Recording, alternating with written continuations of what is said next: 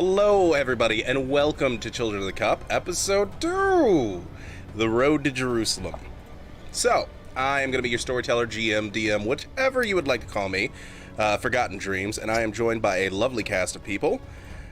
Starting directly next to me, you may recognize him from our L5R campaign, Azzy. Go ahead and introduce yourself. Yeah, I'm Asi, and I'm playing Cecilia of Montfort, and that is a female noble that is woken up in this strange place with winter clothing on for some reason. Yeah. Next up, we are going to have below Azzy is going to be one Dorian. Hi. Hi, my name's Dorian, or Sephorio, and I'll be playing Ajala, who, as far as he remembers, comes from somewhere warm and sandy, and ended up somewhere beneath sandy, as in beneath the sand, and is also awake now. Joined by these other two strange people who he can somehow understand. Alright, and then last but not least, directly below me, the man, the myth, the legend, Jay Burrito! Hey, I'm Jay Burrito. I am on this game Serafino Karayan. Very mystique, learned, bulky character that has somehow embraced the fact that he loves blood last episode. This is very Really true. quickly, really Very fast. quickly, yeah. That was disturbing. Alright, so bringing us in with a little bit of a recap as to the events of last session, Jay has volunteered himself oh so graciously. Volunteered, yes. Like what we call a Chinese volunteer in the Netherlands and such.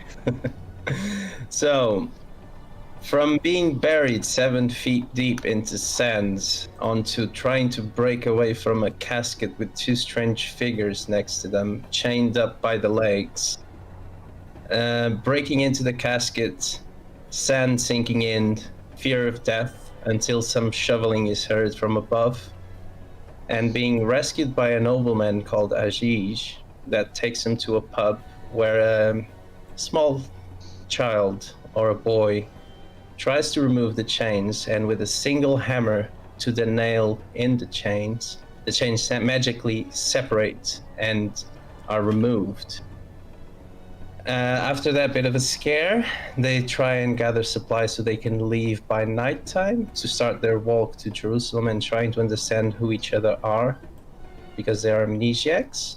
They find themselves on the place where they once were buried and start discovering mystical items that were actually around them, including blood vials, cloths with blood, and this is a story where they were after Serafino embraced his darkness and Ajala tried to hide his embracement of the darkness and blood, and Cecilia is frankly just a little bit scared of it all and not hungry at all either. Just ate food. What Yeah, do you- this is all very true. Unfortunately, two of the players rolled very horribly on their starting blood, and Cecilia did all right. Okay. Jala's feeling that hunger and he's vamp curious. So, bringing us back in, the three of you stand just outside of the pit that is covered by a tarp that's been pulled back slightly. The two halves of the front of the box, as well as the box itself, are kind of tucked up next to the pit. The front of the box being wrapped up heavily in cloth. And I do believe that there is a piece of food with blood in somebody's hands. Yes, in my hands. And I was trying to hand it over to Ajala, that frankly wanted to take it, but at the same time was a bit in doubt as to how it would seem to Cecilia if he actually took it. Also, I believe we've passed that point a bit, because you offered me blood as well. I declined, I seem to remember. And then I And- went down into the pit. Yeah. And you found the blood vials. Mm-hmm. That's true. Yeah, you found the blood Which vials. started scraping slightly. Yeah, for- that's true. That's true. Yeah. And you scraped a finger on it and licked it and thought it was actually pretty good. Yeah. And I kept doing that, hoping that nobody was actually seeing that. Was I able to hide that properly? in You the were dark? able to hide that properly in the dark, as we had established that no one had turned on any of the lanterns beforehand. Okay, so that is still slightly unknownish, but you could. Well, I think one person might at least expect something or suspect something. Who knows? But yeah, I think we ended when I crawled out and Yeah. sort of showed the old items. leather basket, like with the remains of the vials inside, like and the priest's clothing, which I tossed out probably a bit earlier. Yeah, and Cecilia wanted to check the coffin you were in, or the wooden box. Which was carved intricately. Yes, made by a master carpenter, apparently. Did I already have you roll for the check on the box, or no? I think we didn't do any checks on the box. Okay, so as Ajala is sort of making his way out of the pit, Cecilia, you'll have enough time to check on the box. I wanted to ask if you wanted to pull back the coverings on the front of the box to also take a look at that, or if you're just going to look at the box itself that's uncovered at this point. I think I'm more interested in what has been covered up, so she would go to the front and lift it up. Okay, and try fantastic. What you can make me is a intelligence occult roll. This will be...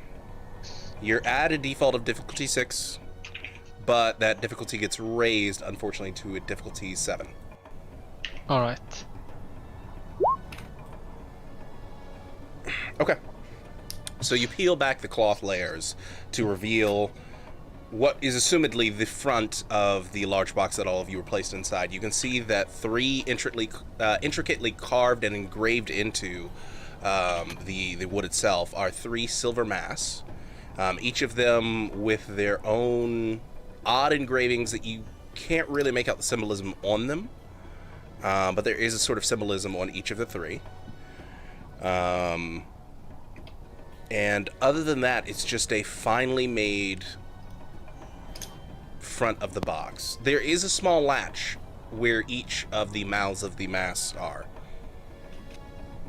What type of latch? Like It's a something you simple can pull? open and close latch. Ah, okay. She will try to open it? Okay, it just opens and you can see through the other side. Okay. And can I look into the whole box in itself and see if there's something Sure, in there? absolutely. She wants to like feel with the fingers, like at the edges and so on. If In there's that something there. case, go ahead and make me... This is going to be a wits investigation. Wits, you say? Mm-hmm.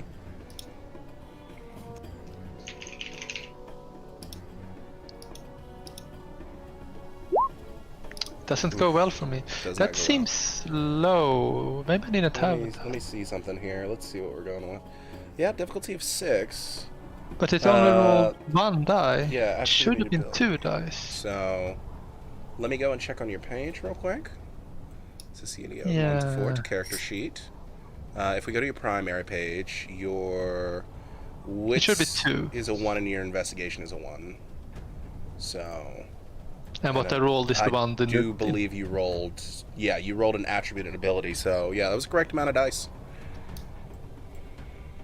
No, I only rolled 1 die. No, you rolled 2. You had your attribute, which was plus 1 die in there, and then your ability is plus 1 Oh, in that's there. how it works. Yeah. Oh, okay. Sorry. Alright. I got a success and a 1, so I got 0. Mm-hmm. Unfortunately, those do cancel each other out. Yeah. Okay, so outside of the tattered book that you had all found earlier, inside of the box, that is no longer legible.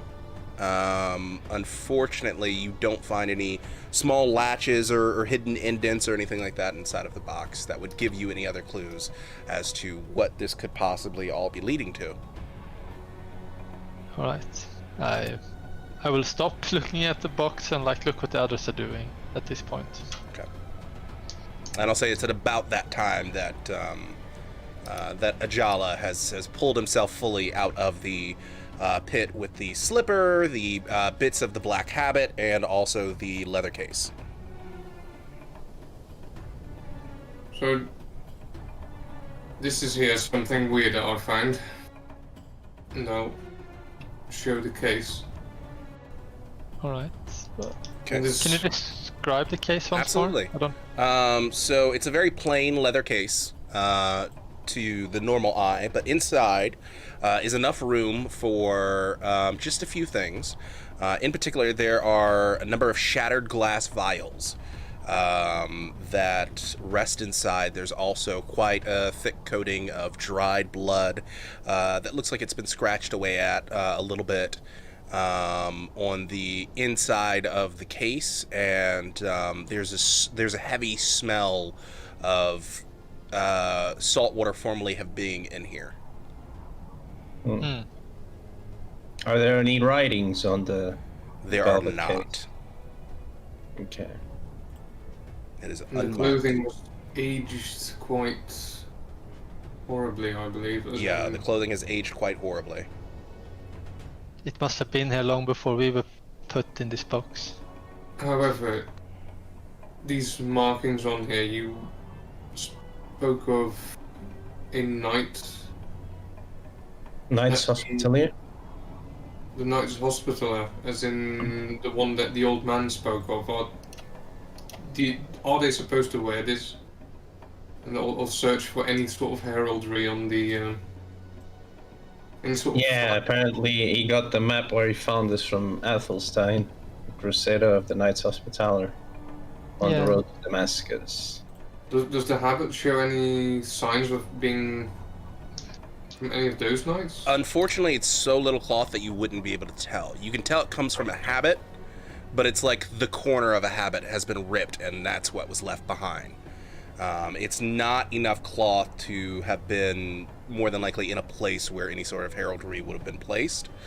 And when it comes to a black habit, there are members of the Knights Hospitaller who do wear black habits in particular, but there are also, I mean, occasionally you'll see that also in the Franciscan friars. You can see it in quite a few other orders when it comes to a habit. The most distinct thing when it comes to Knights Hospitallers is the white cross over black on their surcoats and their cloaks. Okay. So I'll rephrase what I just said, as in, are they in a habit of wearing black? They often do, but it's many others that do that too. I studied a bit of the occult, and the occult masters would wear a black habit. There's some strange symbols on the casket we were in. Maybe if you have studied these things, you can notice something. on it. Maybe I can have a look at those symbols and see what I can read from them. Yeah, she will indicate where she found them. Okay, which symbols are we looking at? The ones on the mass? On the coffin. Oh well, the box. Yep. So you go ahead and go on over to the front of the box that's been split in half, and you look over the silver mass. Go ahead and make me. This is going to be intelligence occult, and this is going to be difficulty 7. Okay, let's see. Intelligence occult. Oh wait, where is occult? It's on discipline. Under knowledges. Other knowledges. It's on the main dice, right? Yeah, so it's going to be your attribute's going to be intelligence under mental, and then your second dice Okay. is going to be abilities, knowledges, occult. Difficulty 8? 7. 7. 7. Okay, rolling. Oh, he slaked some hunger, did he? Wow. That's Holy some roll. crap. 6 successes. Okay. Tell me everything. Yeah, Well, so good. The symbols are actually very, very, very basic heraldry. Usually it's circa... It'd be circa 1050, 1060. And you can tell that there are 3 different heraldries from Sicily. And in particular, the 3 heraldries represent 3 very old houses that have long since passed on and been forgotten in history for the most part, all of which were tied in some way to having wise women formidably known in their houses. Which houses are these? Alright, so let me pull this up. Let's see here. It's going to take me to figure out the specific house for each of them. You have a general knowledge of them right now. For the specific house, I will need a intelligence politics. Okay. Because at this point, you could place any of the symbols between about 7 or 8 different houses. And this is going to be difficulty 7 again. Alright, let me see. Leadership, domain, politics. Difficulty, you said? Sorry? 7. 7. Ah, painful. What did we get? Ooh, Minus minus 2 successes. That is a botch. Okay. So,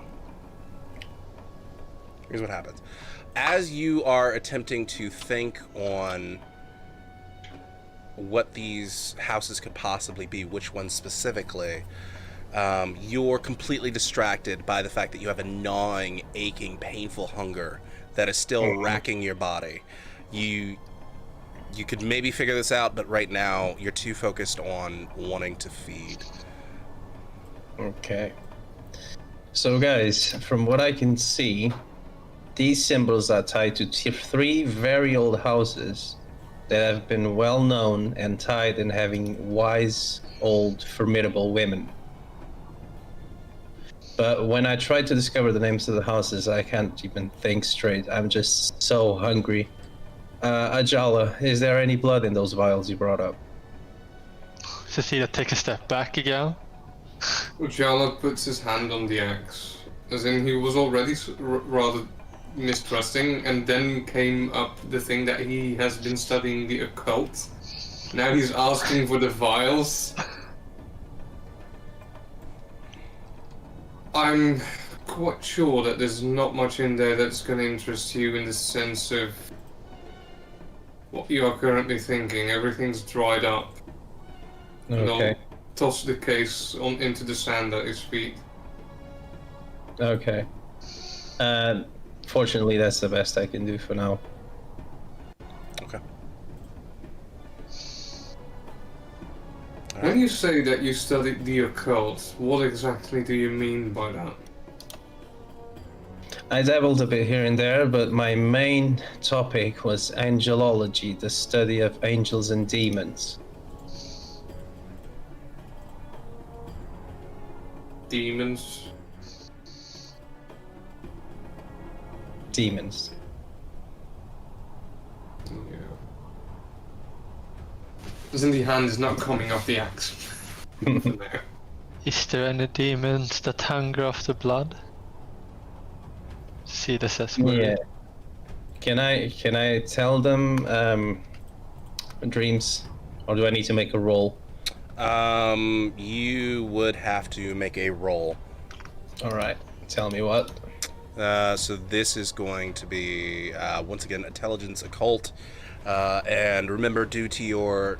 Oh, I forgot about the fact that you were super hungry, so that difficulty before should have been 8, but it's fine.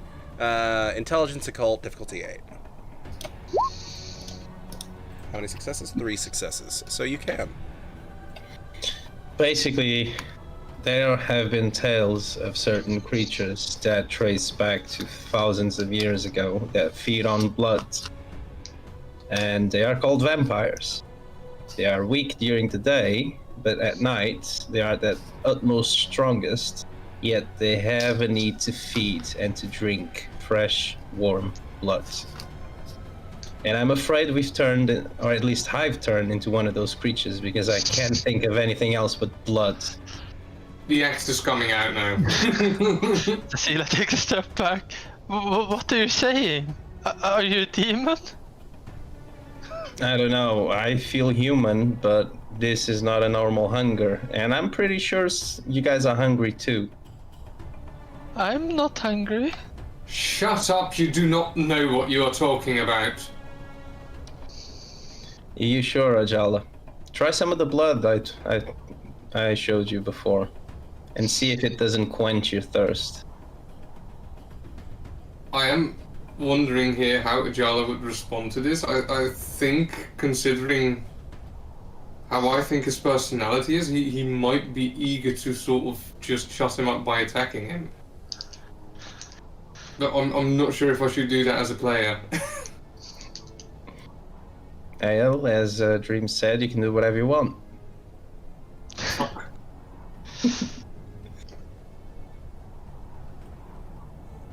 Yeah, Very I think tempting idea. Ajala will be like, fuck you, as in, he's probably not saying that out loud, but that's clearly his intention, as he's like, fuck this, you are completely insane. And he'll probably try to strike Serafina. Okay, I was not planning on bringing out combat rules this early on, but hey. Hey, this is one way to discover you're a vampire, as in who knows how this might turn out. Yeah, okay.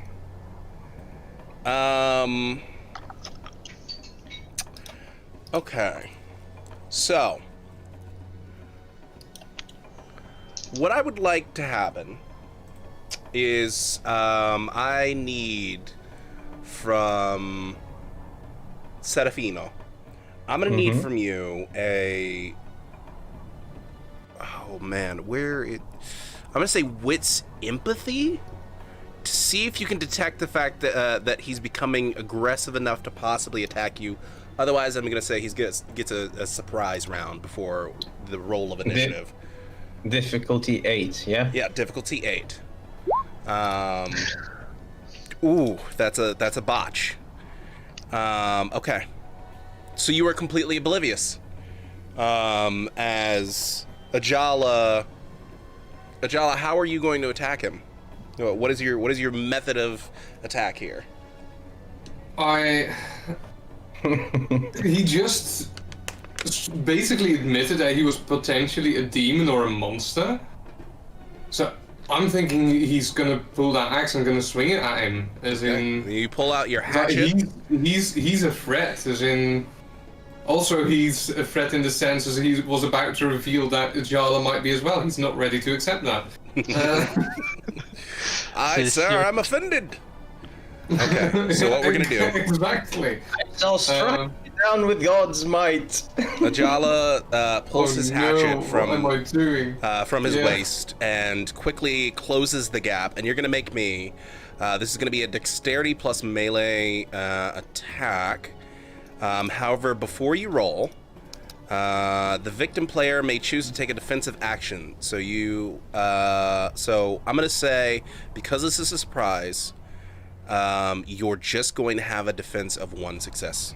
So you have to beat 1 success in order to hit him with this melee attack. So this roll, does it have a difficulty or? Yes, it will. Hold on, let me double check. 8. He's angry. I think normal diff is 6, and then circumstantial can increase Circumstantial. So it's going to be 8 due to your hunger.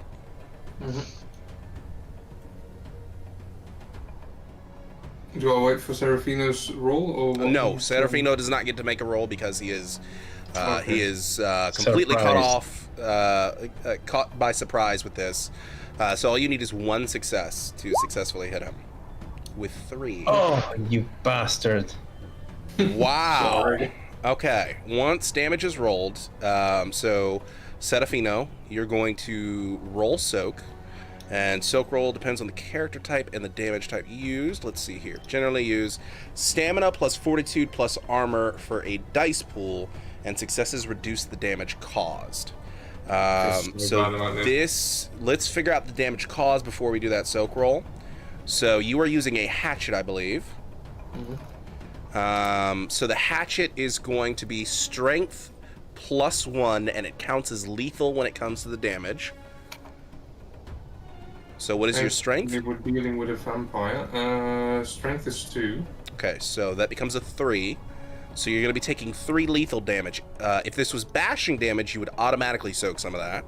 But this is not bashing damage, this is lethal damage, so you don't get a chance to auto-soak. But you will go ahead and roll your soak roll and see how much of that 3 damage you go ahead and soak. How do you do that? So this is stamina plus fortitude plus any armor you have. Stamina plus... Fortitude. And then any armor that Let's you see if I have. can find Unfortunately, that. you won't have any armor on. Let me see if your Fortitude. clothing might possibly count as armor. Let me see here. You don't roll for damage in Dark Ages? You do not. Where's the fortitudes? Let me see here. I believe fortitude is a discipline, which you don't have. So it's just Yeah. a pure stamina roll. Just pure stamina, difficulty 8. Let me double check that for you real quick. Sorry, chat. First time we're doing combat. And I'm relatively new to the system, and this is going to be a little bit of a learning curve for us all. Then again, we'll get out of the way this way. Yeah, exactly. So yeah, stamina plus fortitude plus armor for a dice pool. You don't have fortitude, so it'd just be your stamina. Let me check to see if you would register on the armor category. So, the first rating of armor, let's see, comes He's got to... plenty of books in his coat, just saying. Comes to heavy clothing, then it becomes cloth, textile, armor, then composite armor. So yeah, I would say with the clothes that each of you have on, you were all knocked unconscious and brought in clothes that were appropriate for the winter times in your country. So the only one who wouldn't be in heavy clothing would be Ajala. So you'll get a +1 dice to your roll from your heavy clothing. So Okay, stamina so- +1 dice. So I add another one on the main dice? So what we'll do is over on your sheet, Mm-hmm. let's see, not Cecilia, Serafino. Character sheet, then dice. Let's see here. Go where it says modifiers, go ahead and put a 1 in there. Oh, okay. Actually, turn this to Modifiers. dark mode. Oh, wait. Stamina. How can I add it? Let me see here. You're looking for how to okay. add modifiers? There's a modifier box. Okay. Stamina modifier +1, difficulty 8. Right? Yep. Rolling. 0 successes. Okay. So you don't soak any of the damage. And what we now do is we go over to your primary page. Wow, this actually really hurts you. And we're going to go all the way down to the bottom of the primary page where it says health. You don't have any extra bruised conditions, so you're going to go ahead and mark that you are... you're going to put an X through bruised, an X through hurt, and then an X through injured. So you are now injured.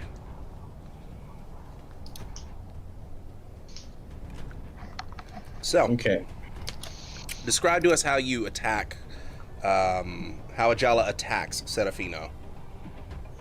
I'm guessing that he just draws that axe and he just swings at him. He just goes for him. So you go for just an undisciplined swing towards Serafino. Yeah, he's confused and angry, especially at the suggestion that he might be a monster. You watch as the hatchet buries itself in through the clothing very easily, and manages to rip it apart and cuts into his left forearm. There's a large gash where the hatchet hits, but you notice there's only the smallest amount of blood. And the wound is not dripping. Ajala, what are you doing? Testing whether this Bastard. theory is correct. As in, look at him, he's not bleeding. Try it on yourself and see if you bleed, bastard. I'll sort of take one step back at least, hold the axe in front of me, and sort of try and form a wall between Cecilia and him. Okay. And I think that unknowingly, perhaps in Ajala's own reaction, he's sort of baring his fangs sort of to hiss back at Serafino at the idea of him being a monster, accidentally revealing the monster in himself that way. Like, Fantastic. Cecilia doesn't see this. She sees the back of you. Yeah. yeah, she sees the back of it, but Serafino sees this because it's right at him. Look at those fangs. I never seen that on me. You call What are you say you you're not a talking monster? about? Your canines are overgrown. They're huge. Show them to Cecilia. Liar! Truth. Turn back.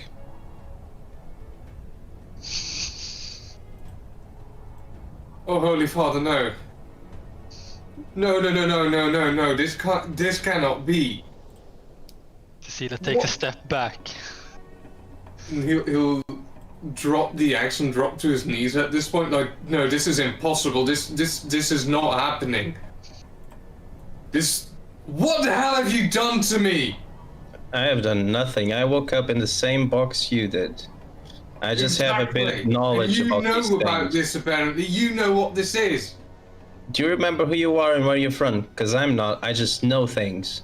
Don't know where, don't know how, I don't know who I am, how I got here. I'm in the exact same situation you are, except that I have a huge fucking gape in my forearm because of you. Damn!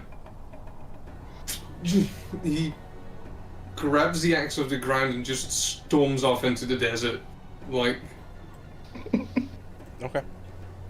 Cecilia's just backing step after step. She has pulled out her knife and holds it in front of her, but she looks more confused what to do with it. Was Cecilia so afraid that she actually had the knife drawn at Ajala's back the entire time without him realizing it? I think when she didn't pull it until he dropped to his knees and was saying "oh fuck," or when she's like, "oh my god, they are both monsters." And then she started backing more. So All right. So fantastic. she turns the knife to the left, and Ayala goes in the other direction, and then back, and then forward, and then she's like standing there. Is there any cloth or something around me that I can use to try and cover up this wound? You could try and rip away at your own clothing to try and cover it up. However, there's no aside from the cloth that's covering the top of the box. There's no other cloth. Well, there's the tarp as well. So you have a few options. I prefer my own clothing because it's the cleanest thing. And maybe try and form some sort of, I don't know,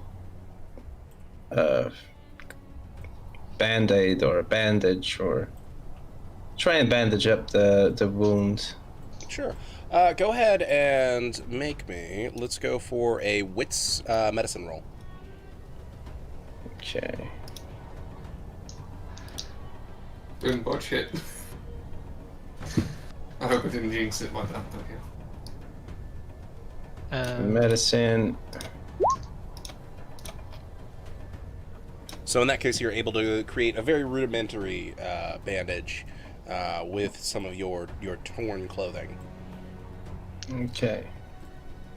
Cecilia has an idea as she stands there. And then she says in a bit trembling voice towards Serafino, "Does vampire drink blood from live humans or people that have died?" Theoretically, it would have to be people that are alive. So if you two are hungry and I'm not, But food. who's to say you're alive? Because we were all three in the same coffin. I suppose we were all three the same creature, in a way. She will take up a hand and feel her teeth, and she probably don't feel anything special. Nothing special up there, not right now. I was waiting for that realization though.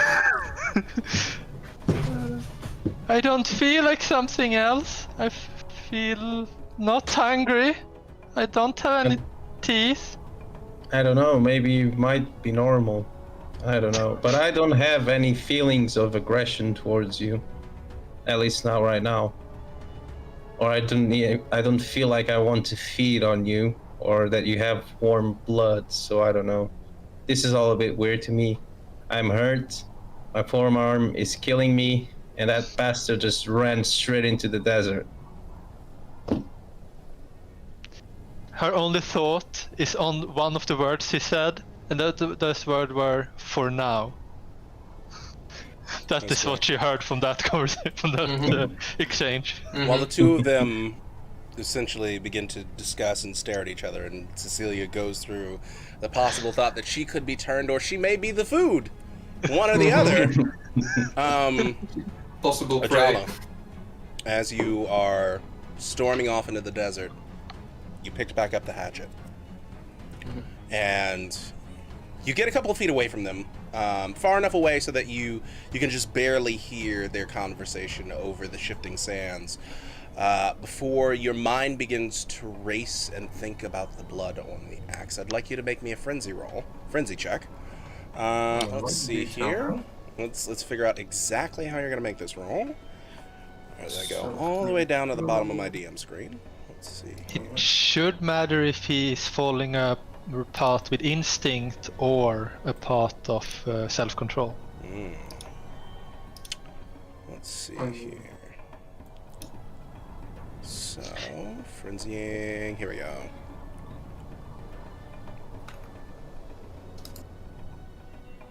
Okay. So, you will make a... Well, actually, the question becomes, what is your... do you have conscious self-control? What are your virtues? It's the path of rebellion, which I think is the path of sin. I'm not entirely sure which two I have. Let me go check real quick for you. Because I think I might have forgotten to adjust that. In that case, let me go check on the... If it is real sin, black I'm ones. pretty sure it's instinct. It's the path of rebellion. Choose.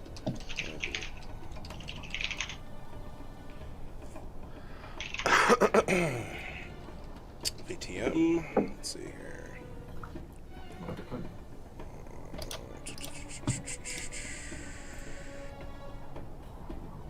Conviction instinct is what it's supposed to be. Conviction and instinct. There we go. Okay. So in that case, right. I think you're not rolling if you're not friends. I think you roll if you control it or not. Well, here's a fun thing about being on the path of sin, or the road of sin. Vampires with the instinct virtue, get this, always frenzy. That is interesting. So, I'm Finally. sincerely hoping that there's some animals nearby right now, but... for you, my good friend, Mm-hmm. you immediately go into a frenzy. And you need blood. Oh yeah. You need it badly. And you, without even thinking, begin to lick away at the blood on the axe, before eventually there is none left, and you feel like you still need more, and you are looking around for anything and everything that you could bite into. So, let's see here. There's one person that looks like a prey right now that is trembling. There is. There's potentially two people looking like a prey right now when he turns around. So, How boy. unlucky are we? oh boy. So, let me real quick. Let me try and find the blood bonding rules, because that might happen here in a minute. Yeah. Also, perhaps an alertness, as in he's probably still facing away from them while doing this and looking over the distance in the desert first before turning around. Let's see here. So I don't know how instinctually he'll go for the first thing he sees or the thing that he thinks is most nearby. I think it'd be more the first thing he sees. So I need from you. This is going to be a. We're gonna do perception alertness. Perception alertness, difficulty 8 as well, I'm guessing. That is 2 successes. 2 successes. As you look away from the axe for but a moment, you see a prairie dog poking its head out of a hole through the sand, looking at you, and you immediately dive for it. So you're gonna make me. This is gonna be a dexterity brawl to attempt to grapple prairie dog. Alright. And let me go bring up that blood chart for him. Got it. And then what we're gonna do is we are going to. Difficulty 8 as well, I'm guessing? Yep, this will still be difficulty 8. Alright, that would be 0 successes. I hadn't exactly created a prairie dog character sheet. I'm gonna be fighting a prairie dog and losing. Nor do I really know what their stats are in that regard. How about a camel? Sorry. So we're gonna say that it has. We're gonna say that it has maybe a dexterity 2, athletics 1 to represent that it is a wildlife creature that is used to trying to run away. All right. So the system for rolling that. Let's figure out what all is in a roll. So in that case, we're gonna do.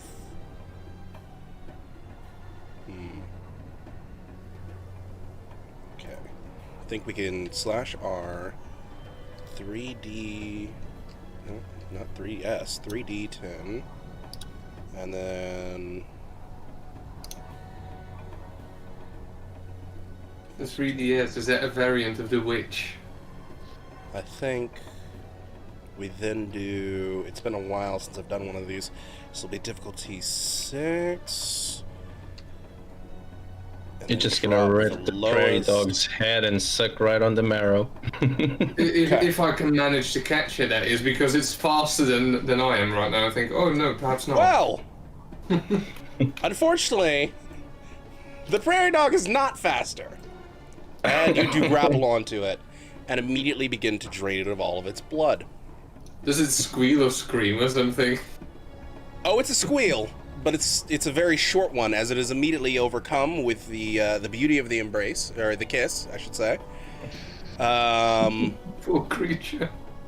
And you are filled with a very deep, fantastic situation that is immediately overcome with the taste of raw disgustingness that is mainly dominated by the taste of fur.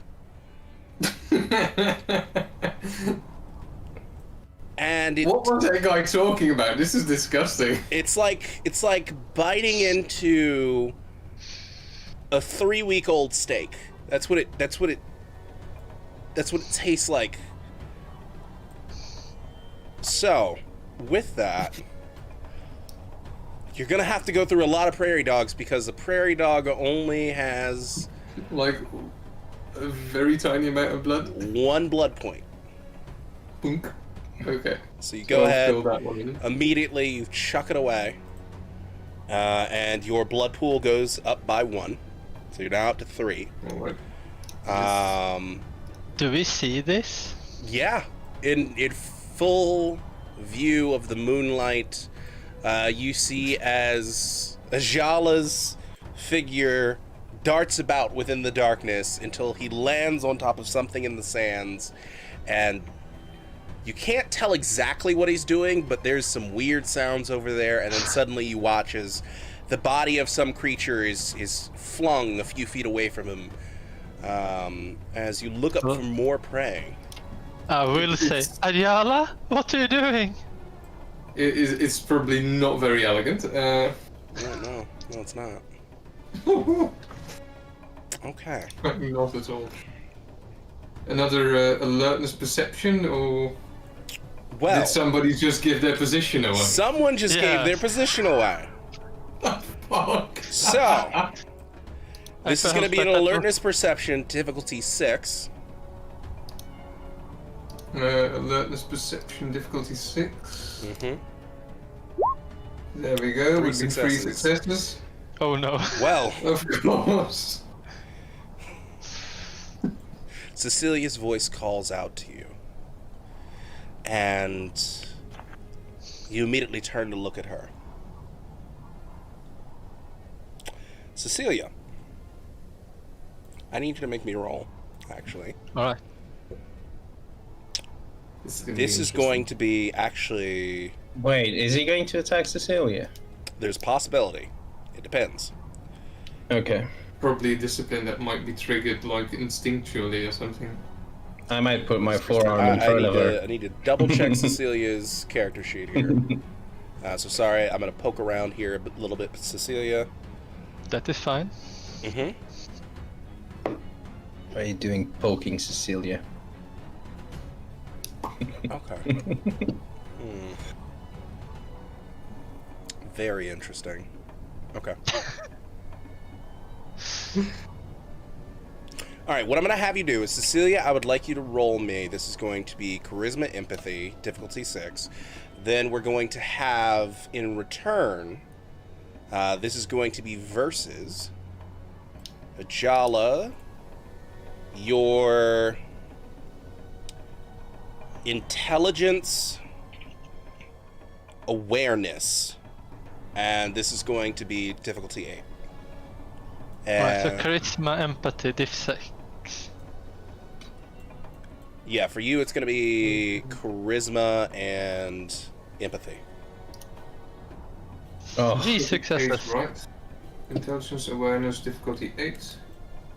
Minus 2 successes. Okay. Ajala, as you look over at Cecilia, and something within you wants to lunge out towards her. I would have a way to go back, but yeah. You feel yourself beginning to calm. And you come back to your senses just barely. As suddenly you realize that your hands are covered in blood, and you've definitely just eaten something disgusting. And there is a dead prairie dog at your feet. Okay, so Giles looking at his hand like, oh fuck, and he's like falling backwards and scooting backwards through the sand a bit, like what the fuck did I just do? Cecilia repeats, Ayala? Again, he'll scream in their direction, probably aimed at Serafina, as in, what the fuck did you do to me? I didn't do anything, buddy. At least I didn't eat an animal like you just did. You seem way more violent to me than I am towards others. I'm the one injured, standing still. Are way too calm about all of this. Well, can I tell you about my obtenebration? You know about this, right, Dreams? Well, let me check something here. You're talking about your discipline obtenebration? Mm-hmm. Unfortunately, you don't know you have that yet. Oh, okay. That's what I wanted to ask. Okay. So Cecilia's okay. Ajala is okay. It's cursing in the sands. And I'm fucked.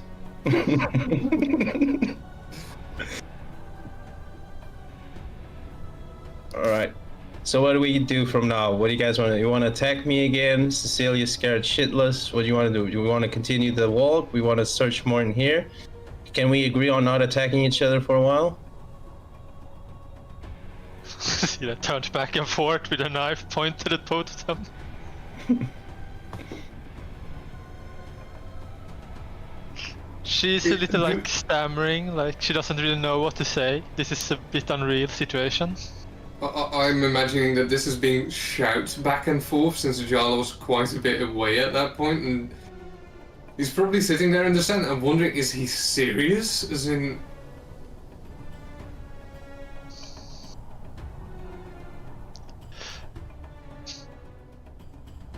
Ooh.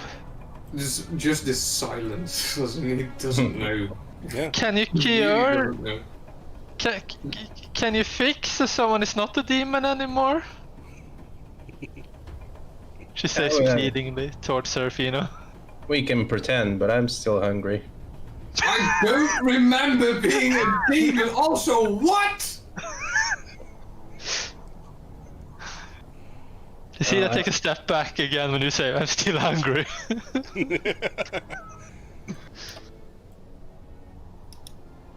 Jala's scrambling around now, trying to find his axe, see if he can find it in the sand somewhere.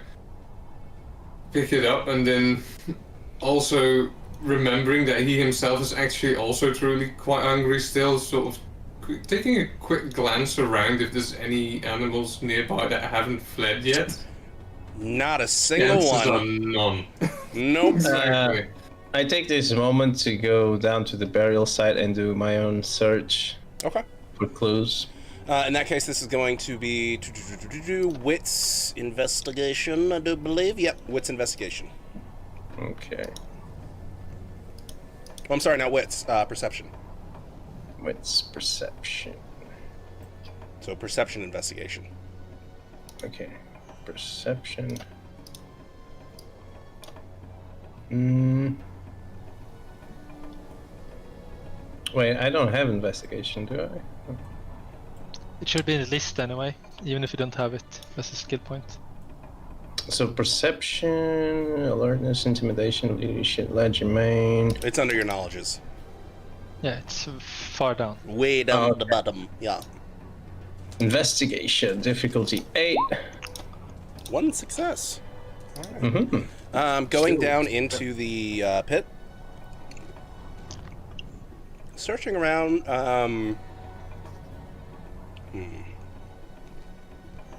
Unfortunately, you really don't find anything of value down there.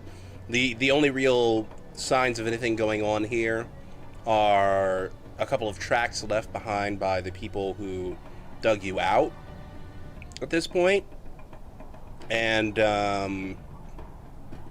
you can see that there's like a small pick for chipping away at things, very, very small things that's like left down in that pit. But there isn't any equipment. There's no clothing or scraps of cloth left over. There's not another bag in there. You guys have already found the tattered and destroyed book that was in the box. Most of the clues here you've gotten. I'll take that pick though. Okay. And I'll take this moment to stare at the small wooden toy soldier and try to remember something again. All right. Unfortunately, it is too early, as not enough time has passed for a new chance at a memory with this object. Oh, okay. Can I try to read the parchment? Or is it completely and utterly destroyed? Which parchment in particular? The destroyed one I had in my pocket. Unfortunately, that one's destroyed beyond all recognition. Okay, what about the Roman denarii? Ah, the Roman denarii. In that case, you are going to...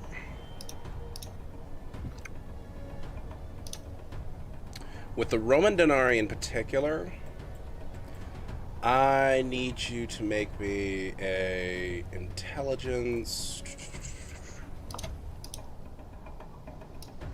seneschal roll. Difficulty 8. One success. There is a very, very brief moment of a memory that comes back to you. It's not very detailed. You can remember you're in a room. It's not a cellar like it was before. It's a different room. It's very well lit by candles. And there is the smell of junipers. But unfortunately, that's all you can grab. Okay, I'll take it. All right, as I'm doing this, what are you guys doing?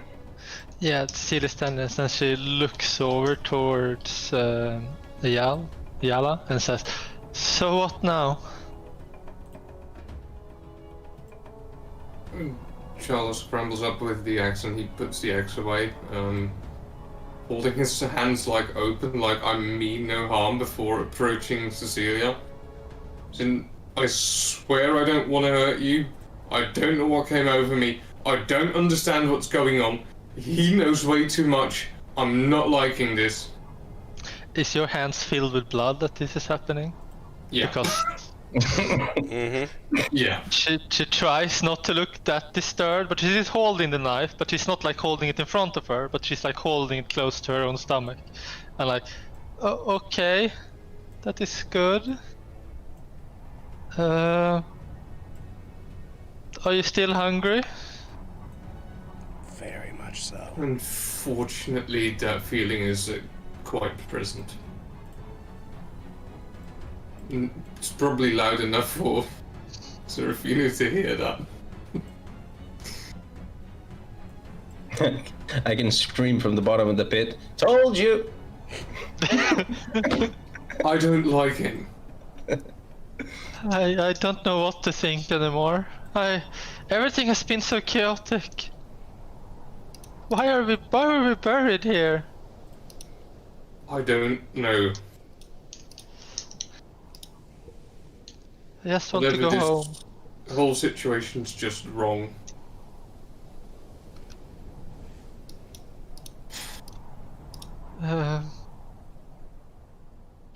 Okay. Are you still having fangs, or are they retracted by now? By this point, I think they might be retracted. At this point, yeah. Yeah, he's calmed down, so they're probably retracted. Although he is having this odd thing where occasionally his tongue flicks out and licks away some of the blood. Uncontrollably.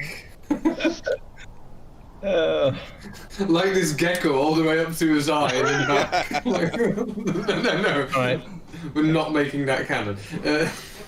I came out of the hole and I tried to persuade them to go back on our walk. Like, hey guys, do you want to just come to the next city together? We've been here together.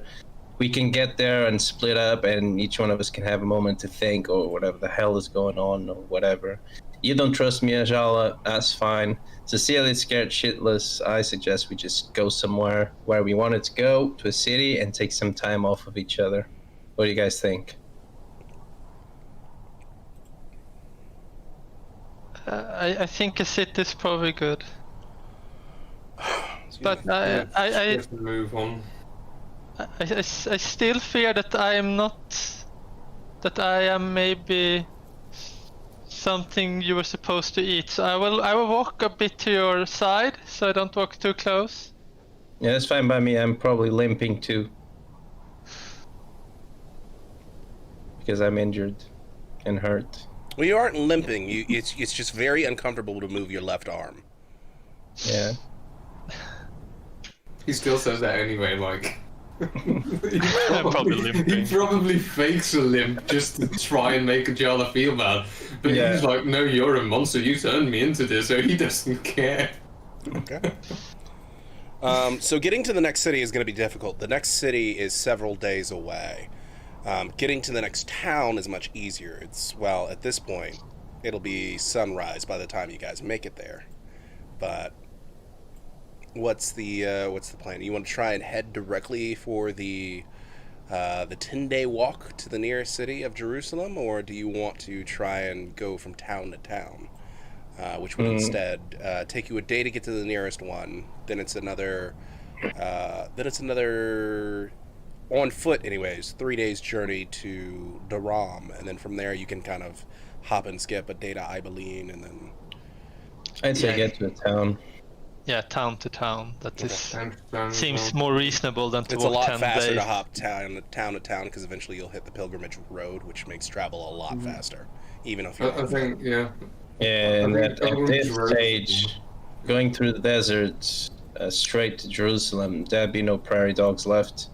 Yeah. Or Yeah, anything else for from that where you matter. guys are straight to Jerusalem, that's 10 days on foot. But if you guys town hop and try and take the road without any horses, you'd probably get there in about 6 or 7. All right. That town hop it is. Yeah. I am going to ask though if along the way I can sort of focus and see for any wildlife, which is like a very tiny chance, but any sort of wildlife that I can spot.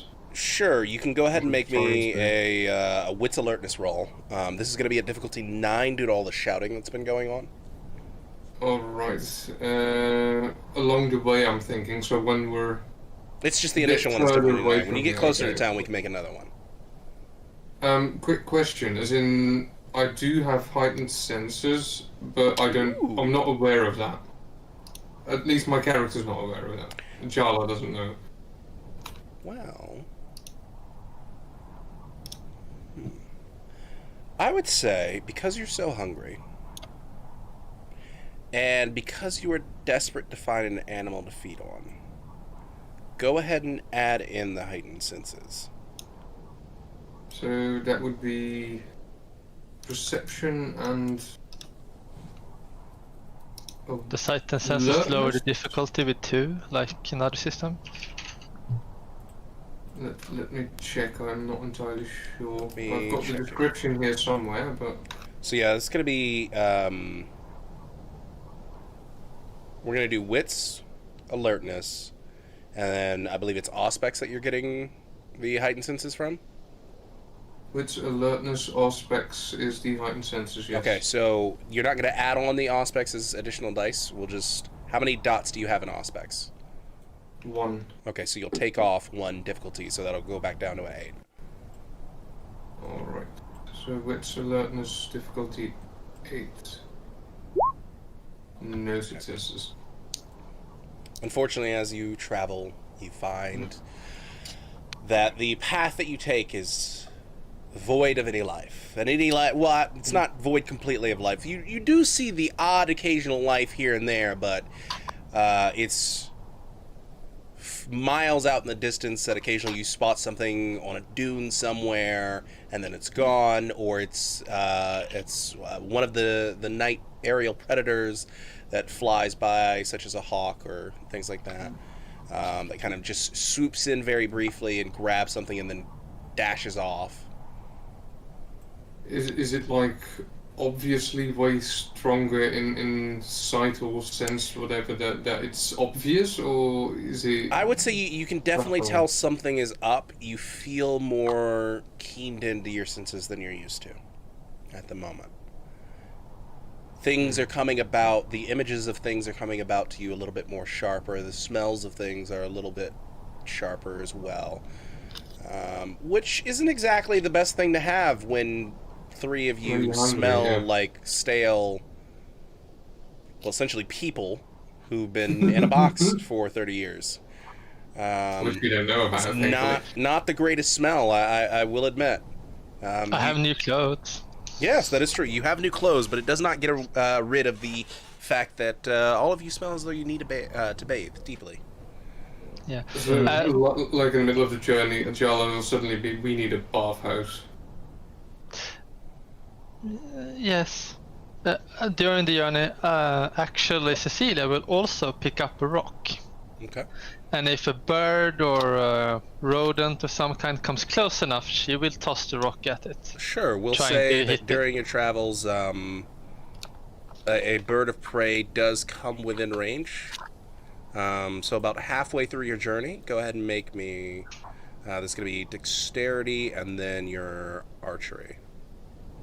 Alright. Throw rock. So. 1 success. Wow, 1 success. Okay. Let me see here. So you watch as a hawk comes in, and it swoops down maybe a good 70 feet from all of you, and it grabs onto some sort of small lizard, and it begins to take off, and it's right at that moment that Cecilia, with incredibly unfound strength that she never thought she had, throws this rock with utmost precision, and it lands right into the hawk's skull, and you watch as the hawk tumbles into the sand before all of you. Wait, wasn't it? Where did you get that sling from? I just tossed the rock. You can eat that. She says. John is looking at Cecilia like, that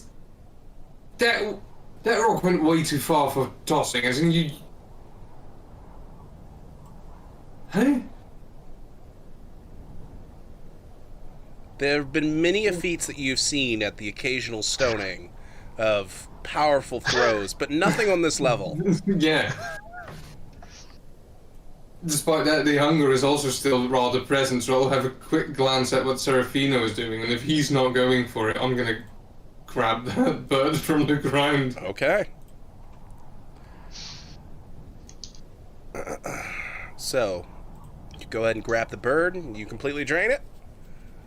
I'll probably be looking at it first, like, how am I going to do this, and probably try plucking a few feathers to make sure that it's cleaned up on one side, annoyingly enough, and then I'll probably bury my fangs into whatever skin I exposed. Painstakingly, you defeather a small patch to reveal the skin underneath before biting into it. And unfortunately, when it comes to birds, you only get half a blood point. So you feel as though you've almost gotten somewhere with that bird, but you're going to need thousands more if you're going to get anywhere decent tonight. And I'm the monster. I'll toss the bird back down. It was dead already. Also, that didn't do anything. Don't forget you called me monster, yet you're the one feeding on animals every time you get the chance. He'll just turn back to the road and start walking. Cecilia, feeling that maybe she can be useful so she doesn't get eaten, and picks up another rock. Okay. Just in case. Go ahead And maybe and you get can get yourself an a new rock. elephant. If you... One just happens to pass by. She hits it right in the eye. Yeah, David and Goliath here. Yeah, with an elephant. I don't think they live here naturally, but yeah. They don't. Probably Not in someone's. this part of the world. A wandering camel.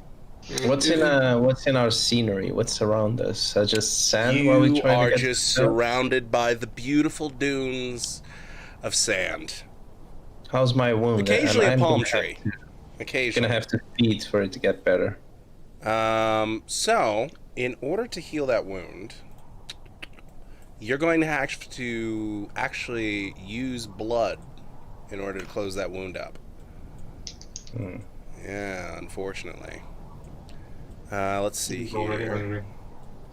I wouldn't suggest it, seeing as you're sitting at, I believe, 2 hunger? Mm-hmm. Yeah, no. It's not a suggested thing to think about at this moment.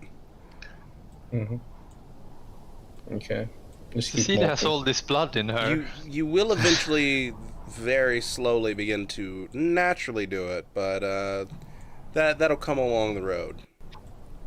Okay. I'll just keep going. Also, am I aware of my path that I can't feed straight away when I'm hungry? I would say at this point, no. Okay. Well, Cecilia will keep an eye out if there's something larger, like either a larger bird or some other animal to clock with a rock. I think Cecilia should walk more closer to me. Yeah, she's probably like when it happened when he plucked the bird and was eating it, she was like going a little closer to you to avoid him, and then you say, "You called me a monster," and I remember that, oh my god, I can't go close to any one of these. So, as you're walking, you actually begin to see a lazy trail of smoke off in the distance. It's white smoke, kind of wisping away into the night sky in the direction that you're walking. Like the size of a like of a normal campfire, Like or a larger? campfire size. Okay, so that's not the town, definitely. It's more like a campsite. Yeah, maybe we can. We can check it out. Yeah. Yes, She was I can check she it was out. about to say something more, but she then hesitated and didn't say it. Yeah, Still afraid of the demons. there's also something going through Jala's mind, as in he's basically hoping it's bandits. Well, as you all travel and make your way towards the campfire, eventually you can begin to see the glow from the campfire itself, lighting up a number of the dunes surrounding it. It makes for this beautiful glow in the distance that gets ever so closer and closer, until eventually you get close enough to begin to hear the crackling of the fire, and you don't hear any voices. You just hear the occasional sound of some shifting sand, almost like somebody's just constantly walking. And as you begin to peek over the dune that they're on the other side of, you can see there's two small pits where fires were, and then one pit that is still alight in the central part of a small camp. There are 4 tents set up in total. There's a person who is currently walking on a bit of a patrol. He's currently on the other side of the camp, looking out in the direction that you're headed. You can see 4 horses and a camel heavily loaded with some kind of either clothing or satchels of some sort. It's not very clear in this darkness, especially since they're tied to a post just far away enough from the campfire so that you can't really make out exactly what's on the animals. Mm-hmm. But we're just about to reach the camp, right? Mm-hmm. Okay. What do There's you say we essentially a take a dune break now? separating the two of you, and you're peeking over the dune at this point. Okay. What do you say we take a break now for a cigarette, drink, Sure. We will take a quick break. toilet? All right. People can run to the bathroom, and we will Yeah. be right back, folks. See you soon. I'm just gonna get a band-aid for this huge gape in my forearm.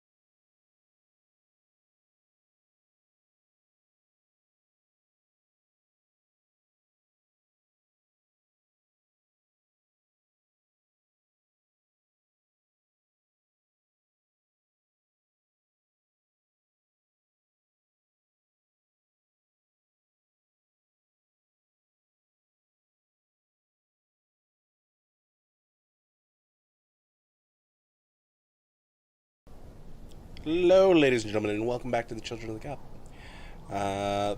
Getting right back into things, you guys have discovered a small camp. Not exactly sure who's at the camp, but you can tell that there's 4 tents, and a person's definitely on guard, but they're currently not looking in your direction, as the camp is just dimly lit by a small fire. Can we sneak into the camp without being noticed? There's a possibility. Do you What say do we this need? to roll? That's right. Do you just immediately start trying to sneak into the camp? I don't know. What do you guys want to do? I would love to sneak into the camp. Oh, that's right. Well, why should we sneak? Why don't we just say hello? Well, for once, Ajala is covered in blood and keeps draining anything that moves. I have a Oh. gaping wound that's gonna pose questions, and you, Cecilia, are so scared they'd probably try to kill us both as soon as they looked at you. I hate to admit it, but he has a point. There's something twitching in her eyes, and she seems to think really hard about something. Ooh. So, what are we thinking very hard about? I'm very interested. I'm wondering that too. This is kind of mean to the rest of them. I Run into the think- camp screaming that you're being held hostage or something? that Oh, are being that held would be so hostage cool, by yeah. monsters. This is the opportunity, as in, go for it. Yeah, I think she will be like, when you say that, they will think that you, and then she like looks at you, then she looks at Adiala, and then she suddenly starts running forward. Okay. Can we grab her before she gets to them? I will let you try do that. Yeah, let's see how this goes. So, this is interesting. How exactly we would do someone attempting to run away in total fear and attracting attention to themselves versus someone trying to grapple them. Now, the grapple's definitely going to be, I believe that falls under strength brawl, but I can double check on that. Oh, that's good. That's good for me, strength brawl. That sounds reasonable.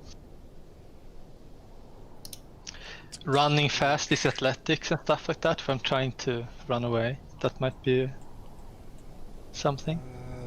Let's see, that's clenching is... Ajala, will you try to grab her too, or just let her run away?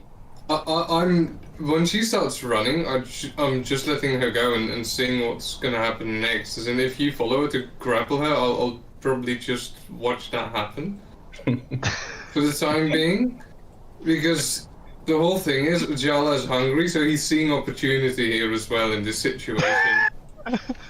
Yeah, but I'm injured. I have to think twice before fighting someone. Mhm. Yeah, but when this all is happening, he'll for the first moment he'll just observe. Okay, so we're gonna say that is just one of you attempting to grab her, or both of you attempting to grab her as she stands up and attempts to run into camp? I think only Serafino. Serafino was the one that wanted to grapple her. Very well. All right, so Serafino, you're gonna do me a strength brawl versus I believe dexterity, athletics, or acrobatics. Do they have acrobatics on this? No, they don't. So that would just be athletics, and we'll say dexterity, athletics. And I have wound penalties, correct? You do have wound penalties. I do believe. Yeah, you have -1 to your dice Okay. from the wound penalties. And difficulty 8. No, difficulty 6 for this. Okay, For both of you. Strength Alright. brawl rolling. Ooh, Do we equal. have? Wow, equal. Well, Both kindred. normally I would put a equal in favor of the player. However, since you are both players, in this case we're going to throw it in favor of the defender. In this case, Cecilia would be the defender, so she barely manages to get away. Maybe I drop my knife or something, so you get something for Well, trying to stop me. yeah, definitely. Here's Go the ahead. thing, if I see this happening, can I try to sort of... This is the weird thing, okay, we're in desert, but when I see her running down, I sort of want to hide and start sort of making my way around the camp and try and find where the attention is turned away from. Basically, now I'm interested in what he said earlier, and that is sneaking into the camp. Okay. Yeah. So, She will. Cecilia, let's Shish. start with Cecilia first. Cecilia gets free and dropping her knife into the desert sand behind her as Serafino attempts to grapple, but unfortunately she's just too fast and manages to get away. I do Cecilia, get what the do you knife, do? though. You do get the knife. It's all in the dirt next to you. I shout help in Arabic All right. Well, let's see. as I keep running and repeating it. You immediately notice as the guard turns, and ooh, that's a good one. In I smell Farsi, bloodbath. he begins to yell back towards you. However, because you're not very well versed in Farsi, you don't exactly know what he's saying. You also begin to hear individuals stirring within their tents. While that is going on, and Cecilia is running down your dune into the camp and yelling help, and you watch as the guard turns and begins to run towards her, we go over to Ajala, who's going to attempt to... you want to sneak around camp, or do you want to sneak into camp? I'm thinking I want to sneak into the dunes around the camp so that I can observe from around the camp what's going on. I want to see how many people are approaching Cecilia. Okay. Here's what I'll And- ask: is your objective here to get as far away as you can in as little time as you can, and then hiding, or is it simply to hide and then slowly go around? Here's the thing, hide and slowly go around, because the moment that I notice that one of those guards is closer to the edge of camp and not minding his back, so to speak, I might be going in. It's only the one guard. He is totally focused on Cecilia at this moment. Okay, then I'm just going to sneak around a bit just to see who else is coming out of the tents in a bit, because there's probably more people going to show up after this happened. While Cecilia does this, I want to grab the knife and try and sneak into a tent. All right. So, wow. Well, continuing with Ajala's thought, we're going to go ahead and have you roll us. For this in particular, I want you to do me a wit stealth. Yeah. And then your normal difficulty for that. And then for Cecilia, I would like you to make me a charisma empathy. Actually, in this case, it would be manipulation empathy. My bad. Yeah, I'm actually lying. Yeah. Well, You're well, genuinely scared, though. You are genuinely you're scared. genuinely scared. You I'm are not playing sure it how off. I- You I are think playing it's it off her as you're plan. being kidnapped exactly yet. At this point, you're only yelling help. yeah. She is So I'll telling allow the truth. She's charisma empathy rightfully at this afraid. point. Yeah, charisma empathy at this point. Yeah. For you. It's when the story comes afterwards why I am doing this. Right. That might be. And then for Serafino, you are going to make me. This is going to be dexterity stealth for you because you're quickly trying to get the knife and then blend in with the shadows to quickly get into camp. Difficulty 6, yeah? This is going to be back to your difficulty 8. 8. Wow. Oh my god. Oh my goodness. Jesus. Somebody's sneaky. Second nature, he's like inside the tent with a knife really fast. He's not only knowledgeable about vampires, he's a natural vampire. I'm actually inside the tent and the knife is still coming. So almost 24 style, the cameras shift into 3 separate different perspectives all at once. They're just 3 small boxes of cameras as we watch Ajala duck down and begin to creep into the shadows as best he can. The crest of his head just barely illuminated by the light of the campfire as he's moving from dune to dune, attempting to see as much as he can while also staying stealthy. The other camera focuses on Cecilia running into the heart of camp and pleading with this guard to help her in any way, shape, or form. However, there seems to be a bit of a language barrier, so the two of them meet in the center as the guard has this clear look of confusion, but he's getting this feeling that for some reason he should help her. While at the same time, in another frame, we watch as Serafino takes in with the shadows, grabs onto the knife, and uses Cecilia as a complete distraction to manage to get up to the first tent. And he's next to it with the knife drawn. All right. So in order to keep this more orderly, I'd like all of you to roll me an initiative, and we're going to keep up an initiative tracker. So that way we know kind of how things will go in order. Let's go ahead and put this turn order up here. And your initiative roll, for those of you who don't know, let me go through my little DM screen. Initiative roll, here we go.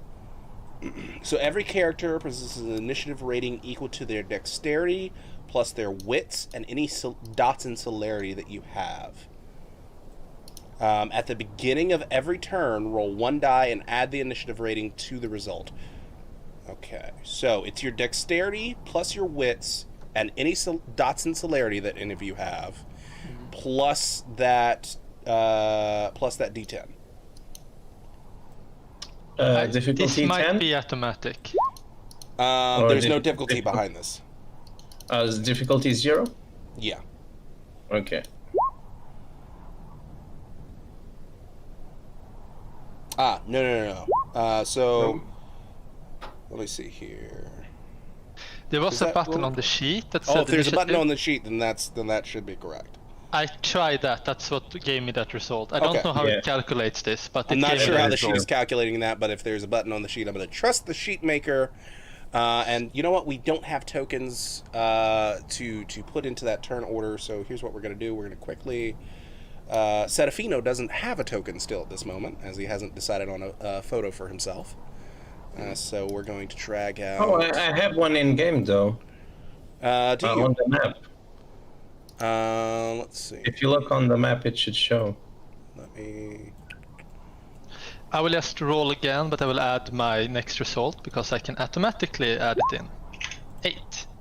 Did you put it on the region map, or did you put it on the starting screen map? The region map. Okay, the only two that I see are Cecilia and Ajala's that I just put up there. Oh, okay. And let me go ahead and add Ajala up to the turn order, and we will... Ajala, you rolled a 15, correct? If this roll is correct, then 15 is the number, yes. 15. Okay, So and what, then... what do I need to do?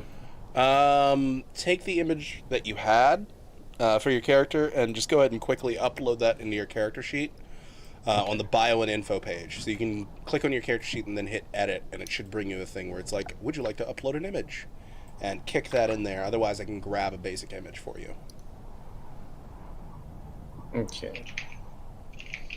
I think I still should have this image on there somewhere. Let me see.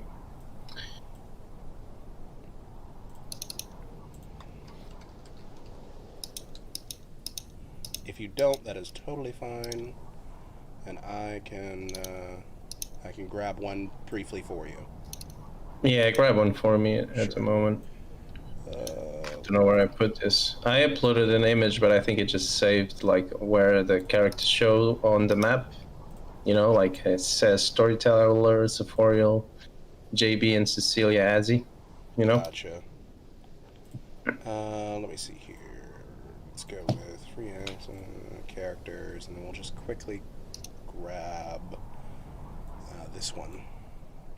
Plop it on there real quick, and add that to turn. And we can say that's J. And J, what did you roll? A 10. 10, okay.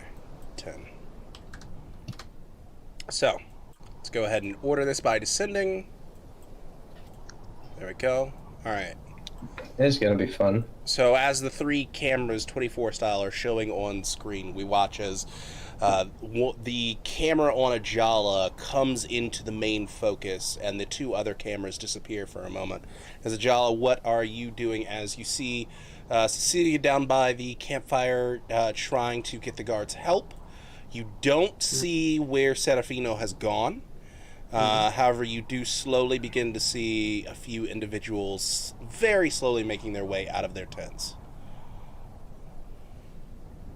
These people, what do they look like? Are they armed? Are they soldiers? Do they look like... The three people in particular, the three that are getting out of their tents aren't armed in any way.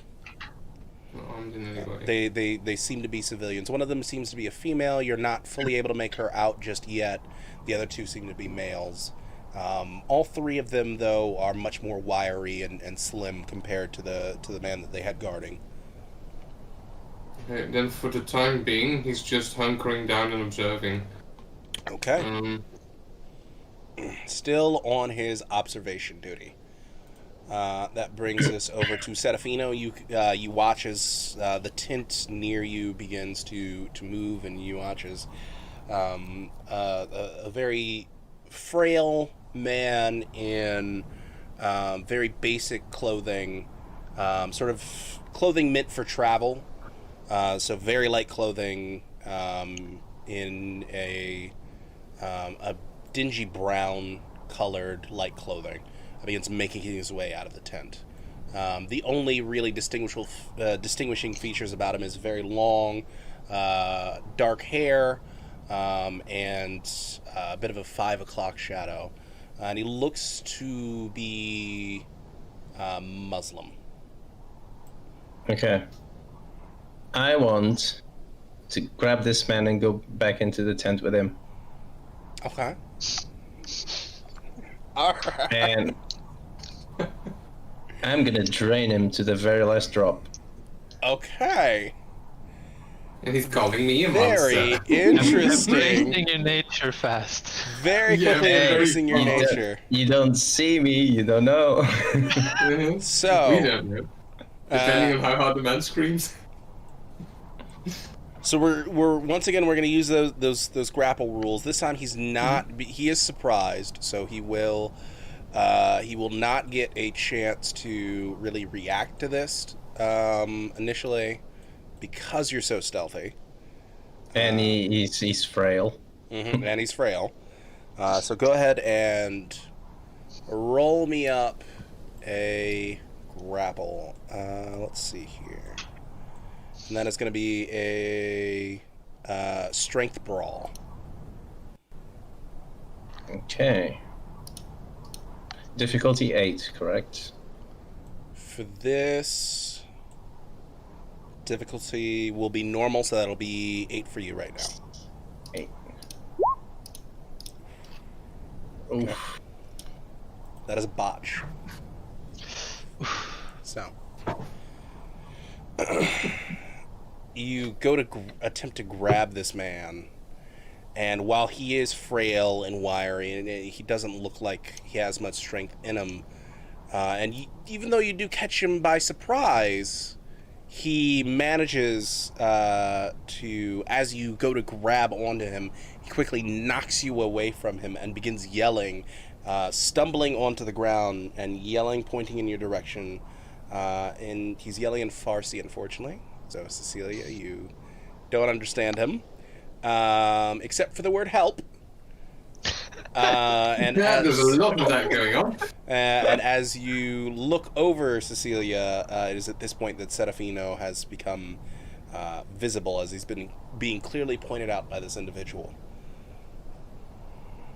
All right. And it's my turn. Yeah, it is your turn. Alright, I was like trying to say to the other and pointing up the ridge, but when I hear that, I'm like pointing towards Serafino, and then I look at him and say help. I mean the guard. I point towards him, because I apparently can't really say anything more. Okay. And I tried to find other words to describe it in Farsi, but I think it's problematic. You don't automatically learn words just Yeah. because you want to.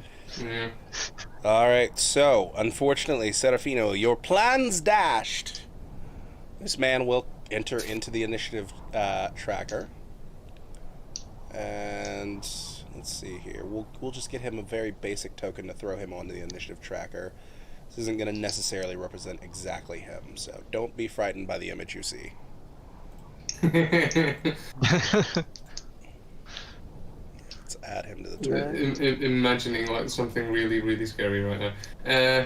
Alright. Alright. Let's go ahead. I'll use one of my templates, actually. Let's see here. So we're going to grab your template, your character sheet, and we're going to do for him an initiative roll. So dice. We'll quickly name this character sheet. Oh, it's already named. Fantastic. Dice. And then initiative for him. Go ahead and roll. And 6. we get 6. All right. Fantastic. Okay, so he goes ahead and he adds himself into the initiative tracker for next. Oops, didn't mean to do that. Resize the cameras. For next turn. Ajala. Not sure if I can see this happening from my angle, but I probably at least hear that something went wrong. You can definitely see this from your angle. There's something inside of him that's slightly pleased at this. But yeah, as this is happening, he's probably also going to try and make his way down carefully into the camp, especially since all the attention seems to be focused at that one point. Okay. He's basically trying to approach from a different angle, so he still wants to have the surprise on people. All right. He's doing this carefully and is probably stopping at the back of some tents just to see if anyone else comes out of them. Well, in this case, we're going to have you roll me a wits stealth as you make your way Wits down stealth? into Yeah. the camp, attempting to keep everyone out of the line of sight of you. Alright, and what's the difficulty? The difficulty for this is going to be your normal difficulty, which will be 8 in this case because you're super hungry. Alright. 0 successes. Oh god. Not a We're botch all at least. screwed. It's not a botch, though. It's turning worse than it was. Bloodbath it is then. So These as poor you people, As they you didn't begin to do go anything down deserve the it. dune and into the camp, you unfortunately attract some attention to yourself as Cecilia immediately can see you. The guard is distracted, but you watch as the woman on the other side of the camp looks up to the sound of the shifting sands coming from the dune that you're going down and spots you. Quick And question, can I still do something, or is that the entire turn? Let me double check here. Let's see here. I think you could get close to Cecilia and the guard or the woman, but I not would say do you anything. have you have enough movement to try and get close to someone if you want. But doing something like trying to hide again or anything like that, you're not going to be able to do it at this point. The thing I'm thinking currently, but here's the difficult part since we don't know what our powers are. But currently I'm like, since that woman is seeing me, I sort of want to do something to at least distract her from the fact that I'm appearing in the situation that is at hand. Covered in blood. So I'm thinking to try and activate awe. Indeed, my hands and probably some of my clothes are covered in blood, unfortunately. But I'm thinking like using awe on her, if that is possible, and trying to sort of extremely amplify basically the appearance side of my character. See if that can sort of calm the response somehow. It is probably a far-fetched thing due to the blood and the whole situation going on, I'm thinking. Yeah, I had forgotten about the blood on me. due to the situation that's going on and the fact that you aren't necessarily aware of any disciplines that you have, what I will give you in that regard is go ahead and try and give me a manipulation subterfuge. This is gonna fail horribly, but still. So he's trying to appear as innocent as possible, which is slightly impossible in this situation. Difficulty 8, right? Mm-hmm. This is going to be fun. 0 successes. 0 successes. So as you stop the small slide that you're doing down the dune, as you're beginning to sneak in, you notice that she notices you, and you kind of stand and take a pose and give a wry smile. It does nothing to help. No, not at all. Okay, that didn't work. Never mind. That's my turn. All right. And that is going to bring us right on over to Serafino. Is the frail man next to the guard at this moment? No, the frail man is on the ground directly in front of you, pointing up towards you, yelling in Farsi. He hasn't moved at this point. I'm gonna feed on him anyways. Okay. In front of everyone, I don't care. Okay. Whoa! So this is going to be another grapple attempt. As the time he is fully aware of you. Okay, and for him, he's going to attempt to dodge, so he's going to do dexterity athletics. What should I use for his dice pool in particular when it comes to this? I didn't have to think about it earlier because you got the jump on him. But now, we will go ahead and use his profession as a template for this. So But he's also frail, so maybe he is. little He less. is. So I will give him a -1 modifier to his dice pool. What we're going to add this is going to be dexterity athletics. And I'm gonna be strength and brawl. -1, difficulty 6, and you are going to be strength and brawl. Difficulty 8. This is like the ideal moment for the ability of brutal feed, if you would happen to have that. Oh, 3 successes versus 3 0. successes versus his 0.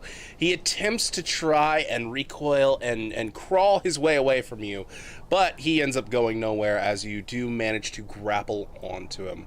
Now it's a separate action to try and bite him, but you have moved up to him and you have grabbed onto him entirely. Let me see here. I'm finally gonna heal. Maybe. We'll see how well this goes for you. Let me check the combat maneuvers for biting. Okay, so you can attempt to bite, but here's the thing. If you want to bite, it's gonna count for as a multiple actions. So you're going to have a +1 to difficulty and a -1 to the die. But if I bite him next turn, I won't. If you bite him next turn, you won't. For right Yeah, now, I'll you wait have for him in next your turn. hold. I'll have him in my old. Okay. You can try both. You can both try it harder now and do it next turn. Oh, I can try both? You could, yeah. But- If you wanted to, you could go for the penalty now and try and bite him. And if you fail, you don't suddenly lose the grapple that you had on him just because you failed. Okay. I'll try to bite him then. Okay. What do I need to do? So for the bite, it's going to be it's going to be dexterity plus brawl plus 1. Difficulty is going to be your normal difficulty. However, because this is a multiple action, the difficulty goes up by 1, and you lose 1 dice. Okay, so it's gonna be dexterity brawl, modifiers 1. -1. Modifier is one. going to be -1, and then difficulty is going to go from 8 penalties, to 9. Difficulty 9. 1 success. All right, so you do manage to bite him. Okay, so you immediately go into the kiss. Let's see here. And this goes into replenishing blood pools and all that fun stuff. Here we go. Oh, you'll need to tell me how to do that.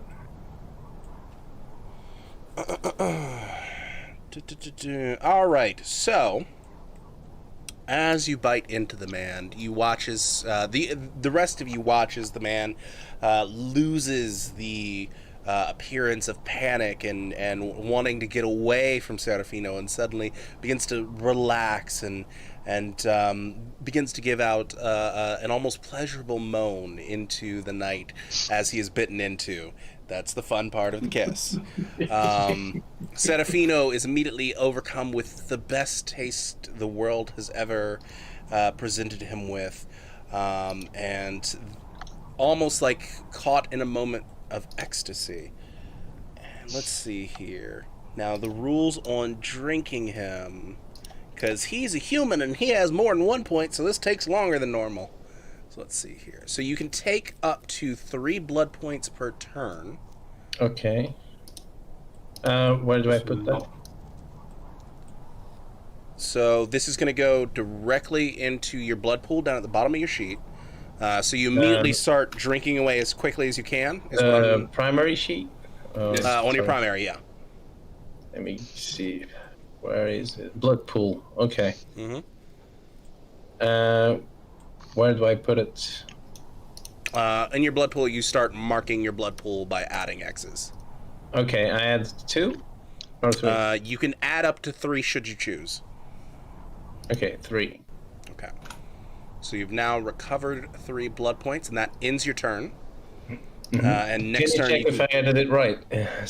let me run over into your sheet, young man. Sorry, noob.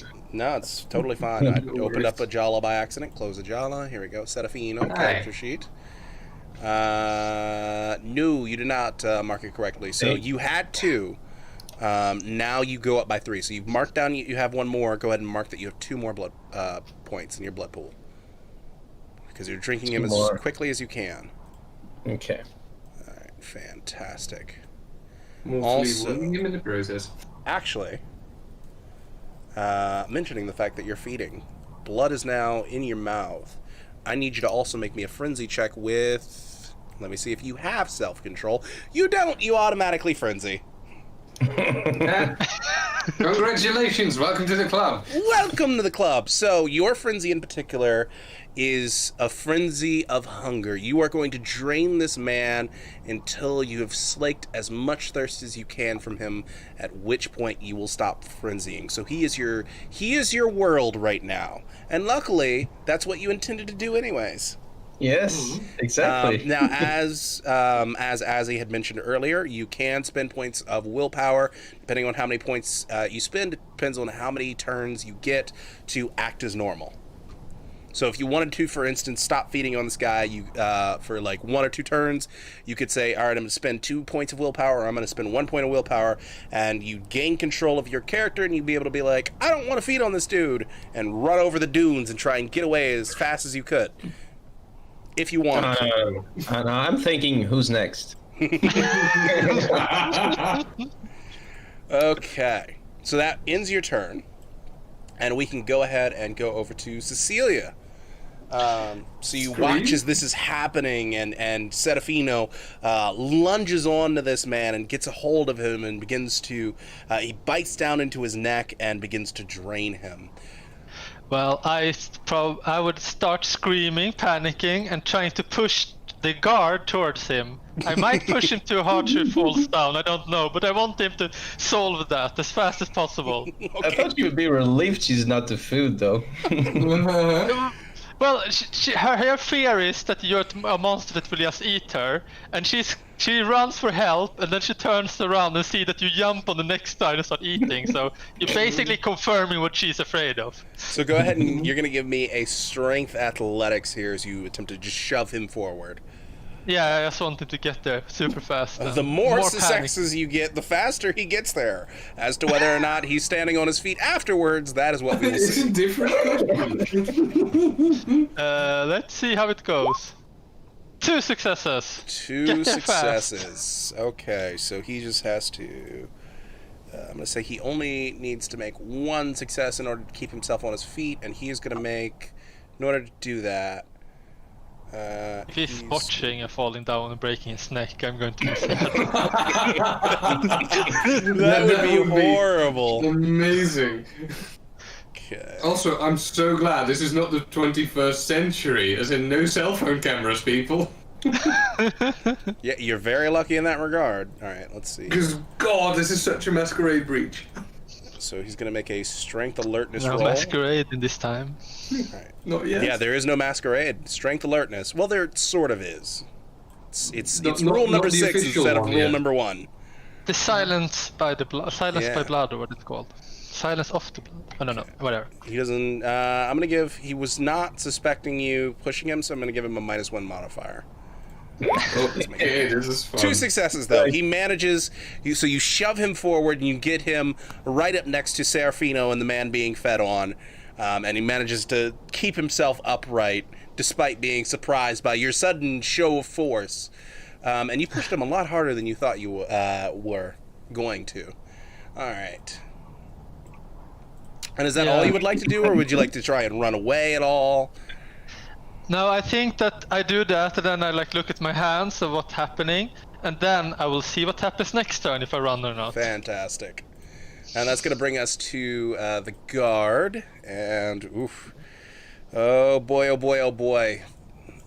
So, I have to go over to his dice for combat. He's going to attempt to stab the man on top of his companion. So, let's see here. What weapon did he have? Well, that is a good point. You... Nope. Unfortunately, he has... Let me go over to his sheet. Some form of scimitar or something. A stick. No, he has a spear. Oh, I sincerely hope for you that it's not a stick. He has a is spear. just dangerous potentially. He has a spear. He does have a saber, but it is currently at his hip. All right. Spear is dangerous. Yeah, spear is very dangerous. So let's see what he needs to roll here. So this is going to be... Bum, bum, bum, bum, bum, bum, bum. Attacks. Here we go. This is armed close combat attack, so he's going to use dexterity and melee. But before he attack rolls, the victim player may choose to take a defensive action. So, I'm going to give you a choice here. You can choose to continue feeding and not dodge. Or you can stop feeding temporarily and either attempt to dodge, just rolling out of the way, or parry using your knife. Your choice. What would be the best choice, though? So if you were to dodge, it would be dexterity athletics. If you were to parry, it would be dexterity melee. Dexterity athletics. Or you could just take the hit because you want to keep feeding. Yeah, but the thing is, I can't heal. I need to heal. If I take one more hit, I'll be severely injured. I would agree. It costs 1 willpower, right, to do something else than feed? That's true. So you'd have to spend a willpower for this as well. To That might dodge. be worth it. To dodge or parry. Okay, I'll dodge. Okay, so you spend a willpower. So what's your current willpower? Let me see. 6. So let's go over to your sheet, Serafino, and we go to your primary, and we scroll on down to your willpower, and I want you to put a... Well, I already did it for you. You put an X next to one of those willpower Okay. to represent that you've spent it for now. All right. Okay, now I'm gonna roll a dexterity athletics. Right? Because you're attempting to dodge out of the way. Yeah, you're going to use a dexterity athletics to attempt to dodge while he attempts to stab you. A difficulty 8, correct? Correct. Or less, because I fed. He fed quite a bit. You fed. What's your total blood up to? Oh, let me see. 2 plus It's- 3, so there's 5. 5. Okay, so in that case, you're at a difficulty 7 now. Okay. 2 successes. 2 successes. All right, let's see what he rolls. He is going to be rolling. Let's go over to his main dice. He's doing, what is it, dexterity melee? Is that what he's doing? Let me double check this. He is doing dexterity melee, yes. Dexterity and then melee. There it is. He does not take a -1 for this. He's rolling at difficulty 6. Oh, fuck. 4 successes. So he does manage to hit you. Oof. All right. He was good at that. Well, he unfortunately is he's somebody who's used to this. He's a mercenary who's out on contract. He knows what he's doing. Okay, and then so damage. Roll damage rating plus the net attack successes. Every success is a health level of damage. Okay, so this is what we got wrong previously on the combat, was we actually have to roll the damage rating. So it's roll damage rating and then plus the net attack successes. Okay, so he had a net attack of 2. Now, I think you pay. One dice is spent. Yeah, actually to hit he needs 3 successes because you always need 1 success to hit, and that is you have to add that to the defense roll. okay, so he's only going to get 1 net in that case. Yeah. Gotcha. Now, does he roll this 1 net as an additional dice, or does he just keep that 1 net as a +1? No, that's a die. Okay, as a die. Learning!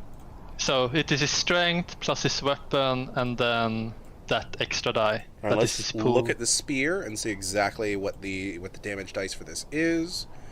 So for his spear, it's going to be strength +2 counts as lethal. So we go over to his strength. He has a strength of 3. So can we...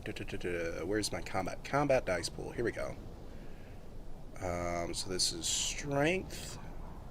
And then modifiers is +2 for the spear. And then he gets another +1 from his net success. And the difficulty is going to be 6 on this. And roll. 2 successes. Alright, so he manages to do 2 lethal damage. However, before we apply that damage to you, now what I would like you to do is you're going to go ahead and make your soak roll.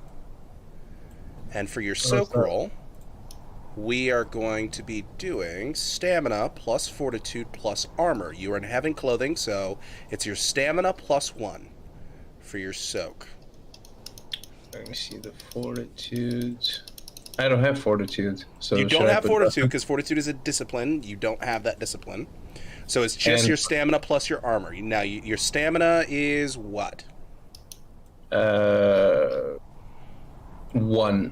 Okay. Your stamina being 1, you get 1 dice, and then plus the heavy clothing that you're wearing, so you get 1 modifier. one modifier.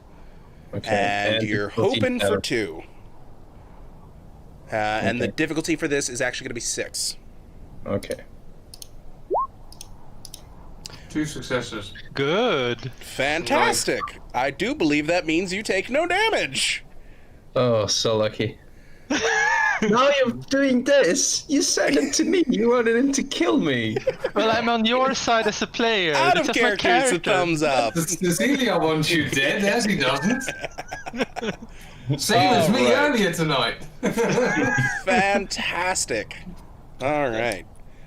And that is going to take up his turn as he attempts to stab at you, but he doesn't manage to actually pierce through your flesh.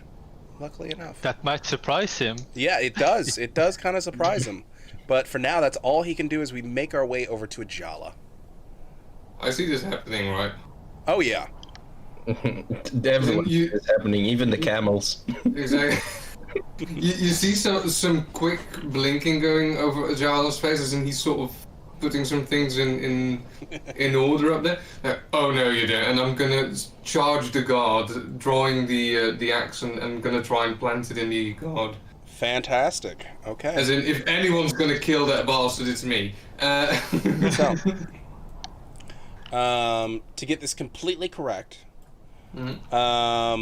There's a gap to close. there's a gap to close. However, it's going to fall within half your movement range, and the movement rules are you can use up to half your running speed, and you can still take an action. Now, do you just want to hit him once, or do you want to try and hit him multiple times for multiple attacks? Whatever possibility I see, as in he is now endangering the only source of information I have on this thing that's going on. So yeah. I will say it's just straight one roll with no positives or negatives if you go for a single attack. But if you want to go for multiple actions, you start taking a plus to the difficulty and a minus to your dice pool. So which do you prefer? I'll go for a single attack, as in let's get this guy's attention. So you go ahead and you close the distance, and you're going to go ahead and make me, this is going to be dexterity plus your melee, because you're using the hatchet. Alright. Unless you want to punch him. And then... No, I'm probably using the hatchet, as in this looks like an actual combat situation. I didn't see a way out of this the moment this started happening, as in the feeding started happening. Now, while he is yeah. going to hear you running up, and the woman screaming in Farsi, he's not going to be surprised by this, because the woman is screaming in Farsi behind him, alerting him that you're coming. But he's not going to have the chance to parry, so he's just going to try and dodge. So he's just going to try and do dexterity athletics. So what's the difficulty for my roll currently? The difficulty for your roll should be as normal for you at the moment, which I believe is 8. 8.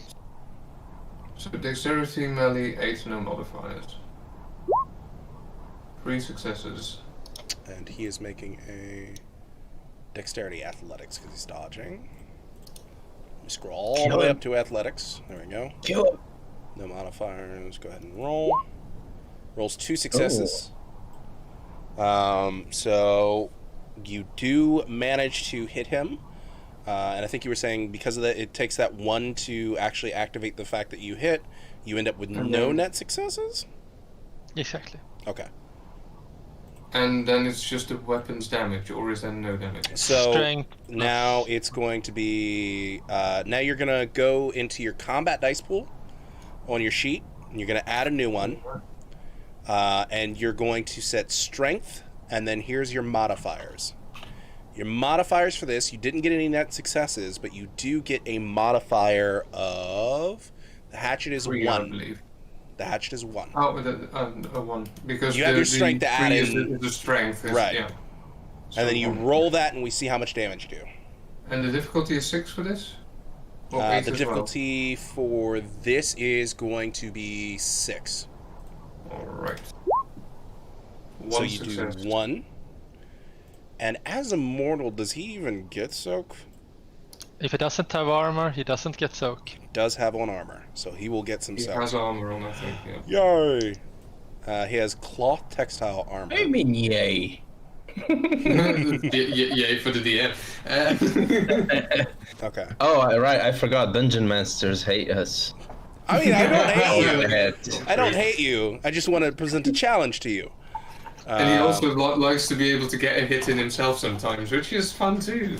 So yeah. So is there an easy way to do this where it's just like a soak die thing that I can do, or am I gonna... Custom die pools, if you have access I'm to probably gonna have to do custom die pool, yeah. Okay, so we're gonna write this in as soak. And for him it's just 2 dice at difficulty 6. Roll away. 1!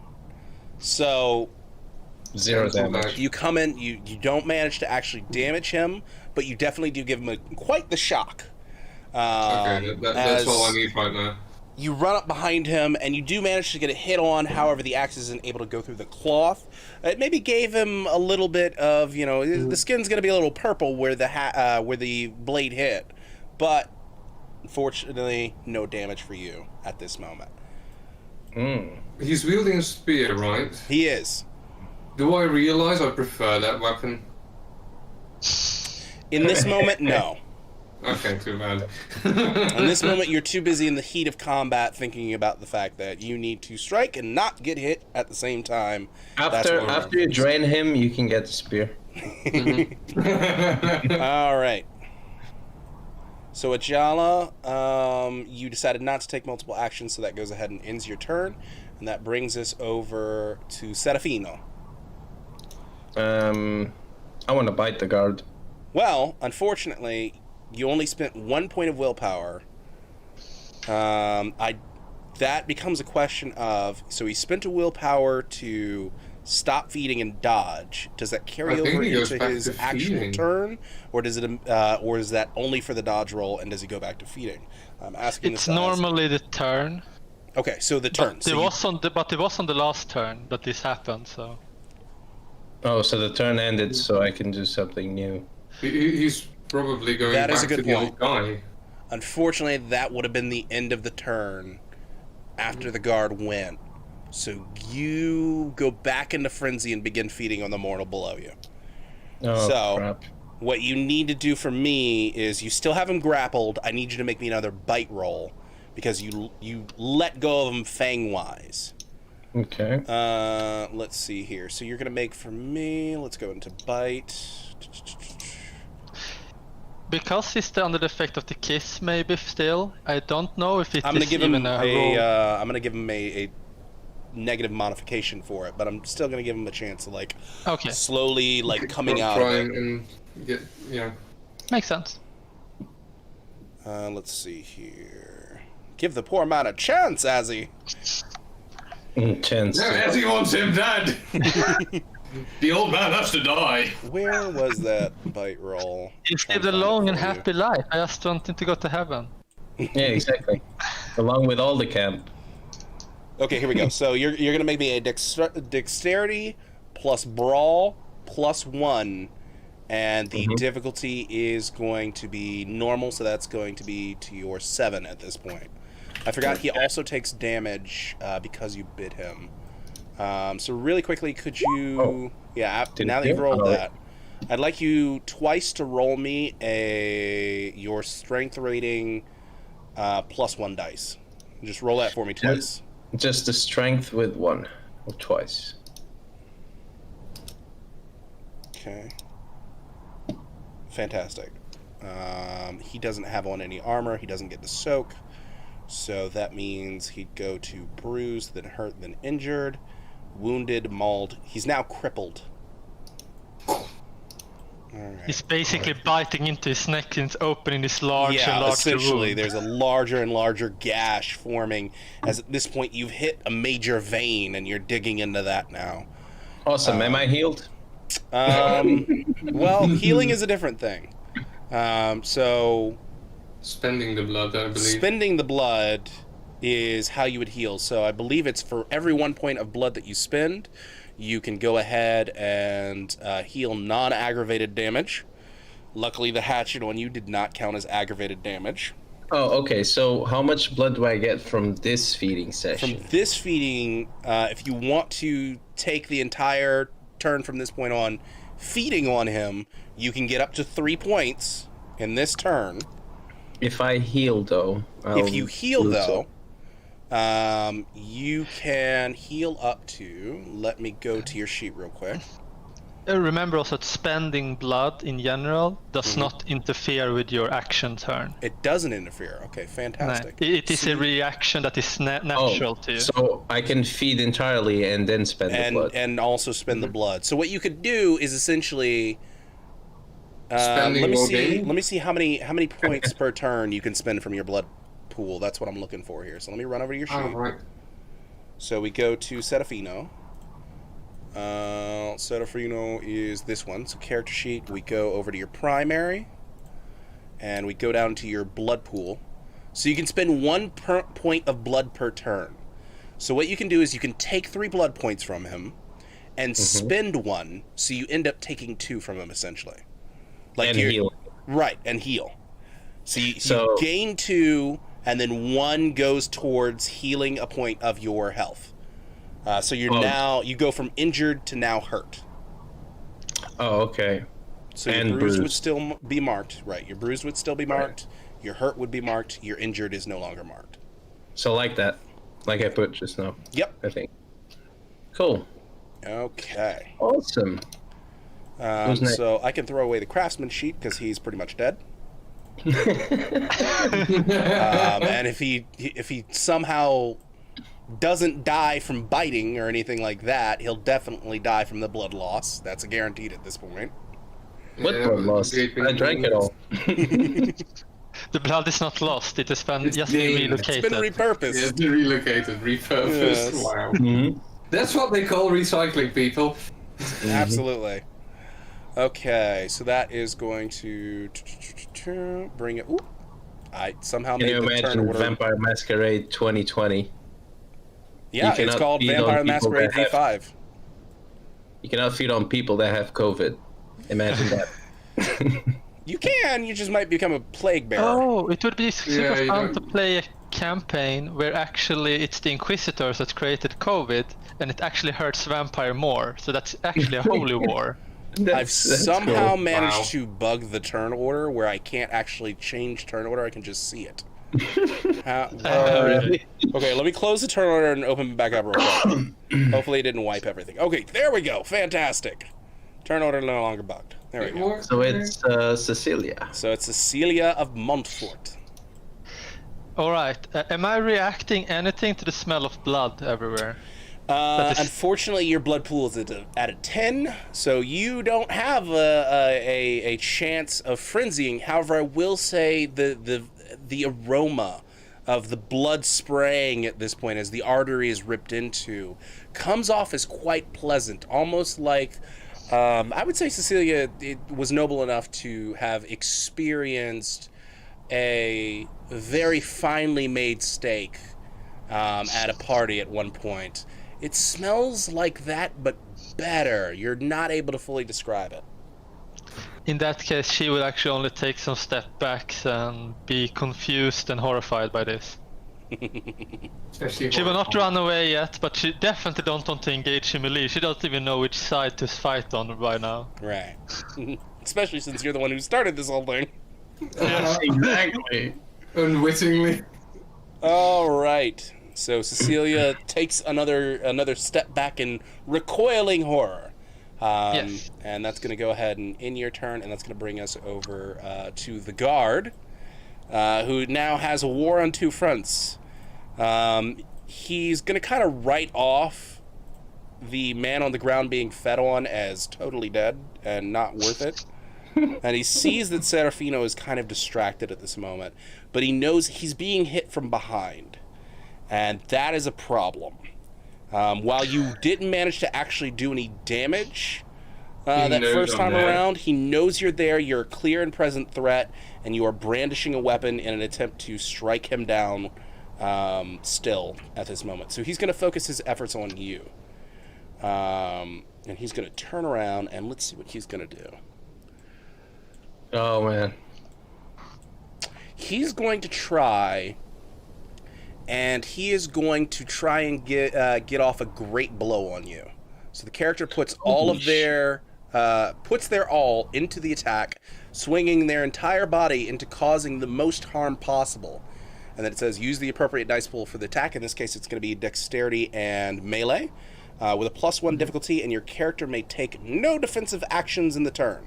So he's trying his best to put you down as quickly as possible while Serafino is still distracted. So, And I'm not allowed to take any defensive action. you are, he is not. He's putting his Oh, he's not, entire okay. body, he's putting everything he can into getting you and hitting you and putting you down as quickly as possible. I want to parry. Okay. So, this is how this is going to work. We've got his dice pool. We know what's going on with him. But before he attacks, I want you, because you decide to parry, you're going to roll me dexterity plus melee. And defense successes reduce the attacker's successes. So go ahead and roll me that defense plus melee. And that is what he's looking to beat and exceed, if at all possible. I'm looking for the melee. There it is. Roll Difficulty 20. for this one is The difficulty for this is going to be your normal difficulty. so 8. Alright.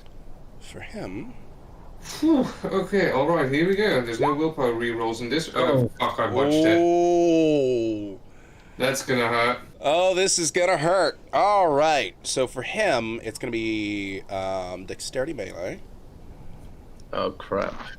Okay, and then let me get this move that he's doing correctly. So for the great blow, the difficulty goes up by 1, so he goes from a 6 to a 7. And his damage goes up by 2, including the normal, but that doesn't count for right now. So. Botching on 9 dice. Oh my god. Oh my Impressive. god! That is. What did you actually roll? 6, 6, 6, 5, 5. You would have been great if you had 6 as your target. Yeah. Wow. Just that nothing on the others and just that 1/1. Okay. This is why I was like, oh, this is going to be easy. Okay, I got a slap in the face for that. Okay. So let's +1 difficulty. Anything else? Nope. Okay, so he's gonna go ahead and roll. Oh, thank God. Ha! Oh wow, this is quite the anticlimactic thing, as in this is probably both stumbling around each other's feet or something. You're so lucky. It's like This is what happens. This is what happens. it's like the spear goes to Cecilia. You both fall on your feet, and I just look at you like, what So- the fuck is going on? What's happened? You're too busy feeding. No, I've drained him. I've finished. Oh no, no, I'm no! thinking He's still about got next blood one. points. You're still draining him. I'm just saying, Oh, I've okay. written him off as dead at this point because I know he's gonna die, but he still has blood points because you've only drained him of 6. He has 10 in total. Okay, so Not done yet.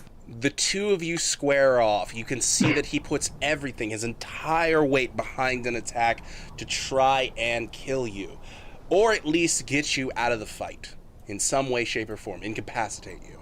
You decide to parry with your hatchet. Now, hatchet is not a very large weapon. Some might even say it's just a stick with a very heavy blade at one end. So,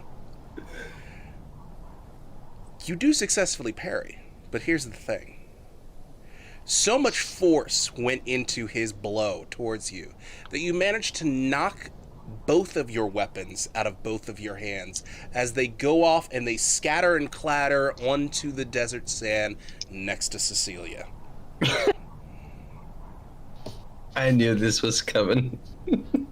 Fuck. Well, Cecilia might have an action next turn. Well, Cecilia, I still have your dagger. Yeah, but she No, now has a no. hatchet and a spear at her feet. Exactly. So, with that, unfortunately, Oh, he my. put everything behind that attack, so he's wide open. Ajala. Oof. Difficult. I'm unarmed now. I'm not really used to fighting without arms. You're unarmed. How far are those weapons on the ground near to Cecilia? It's not far. In order to still take an action, you could get to the weapon and pick it up, but you couldn't get back and hit him. Okay, so what I'm currently thinking is, I as a player know that I can fight with my fangs if I have to, but I think by instinct, Jala is like, I need a weapon. So what I'm thinking is that he's gonna sprint for the weapons on the ground. Now, I will point something out that I mentioned earlier. While the hatchet and the spear are on the ground next to Cecilia, the guard does still have a saber that is sheathed on his hip. Mm-hmm. Can I reach for that sword and draw that while his footing is still off? Or Well, you does see, that his seem footing like is off and he has no defense. I'm gonna draw his I will allow sword it. and try and stab him with it. I will allow it. Now, because you're drawing it and stabbing, this will count as multiple actions. What a waste of blood. So, for this, what we're going to do is we're going to have you make me a dexterity melee, and this is going to be +1 difficulty, -1 die. +1 difficulty, -1 die. Oh, for fuck's sake. Modifiers -1 dexterity melee. Oh, that was a parry, but I'm gonna turn that into.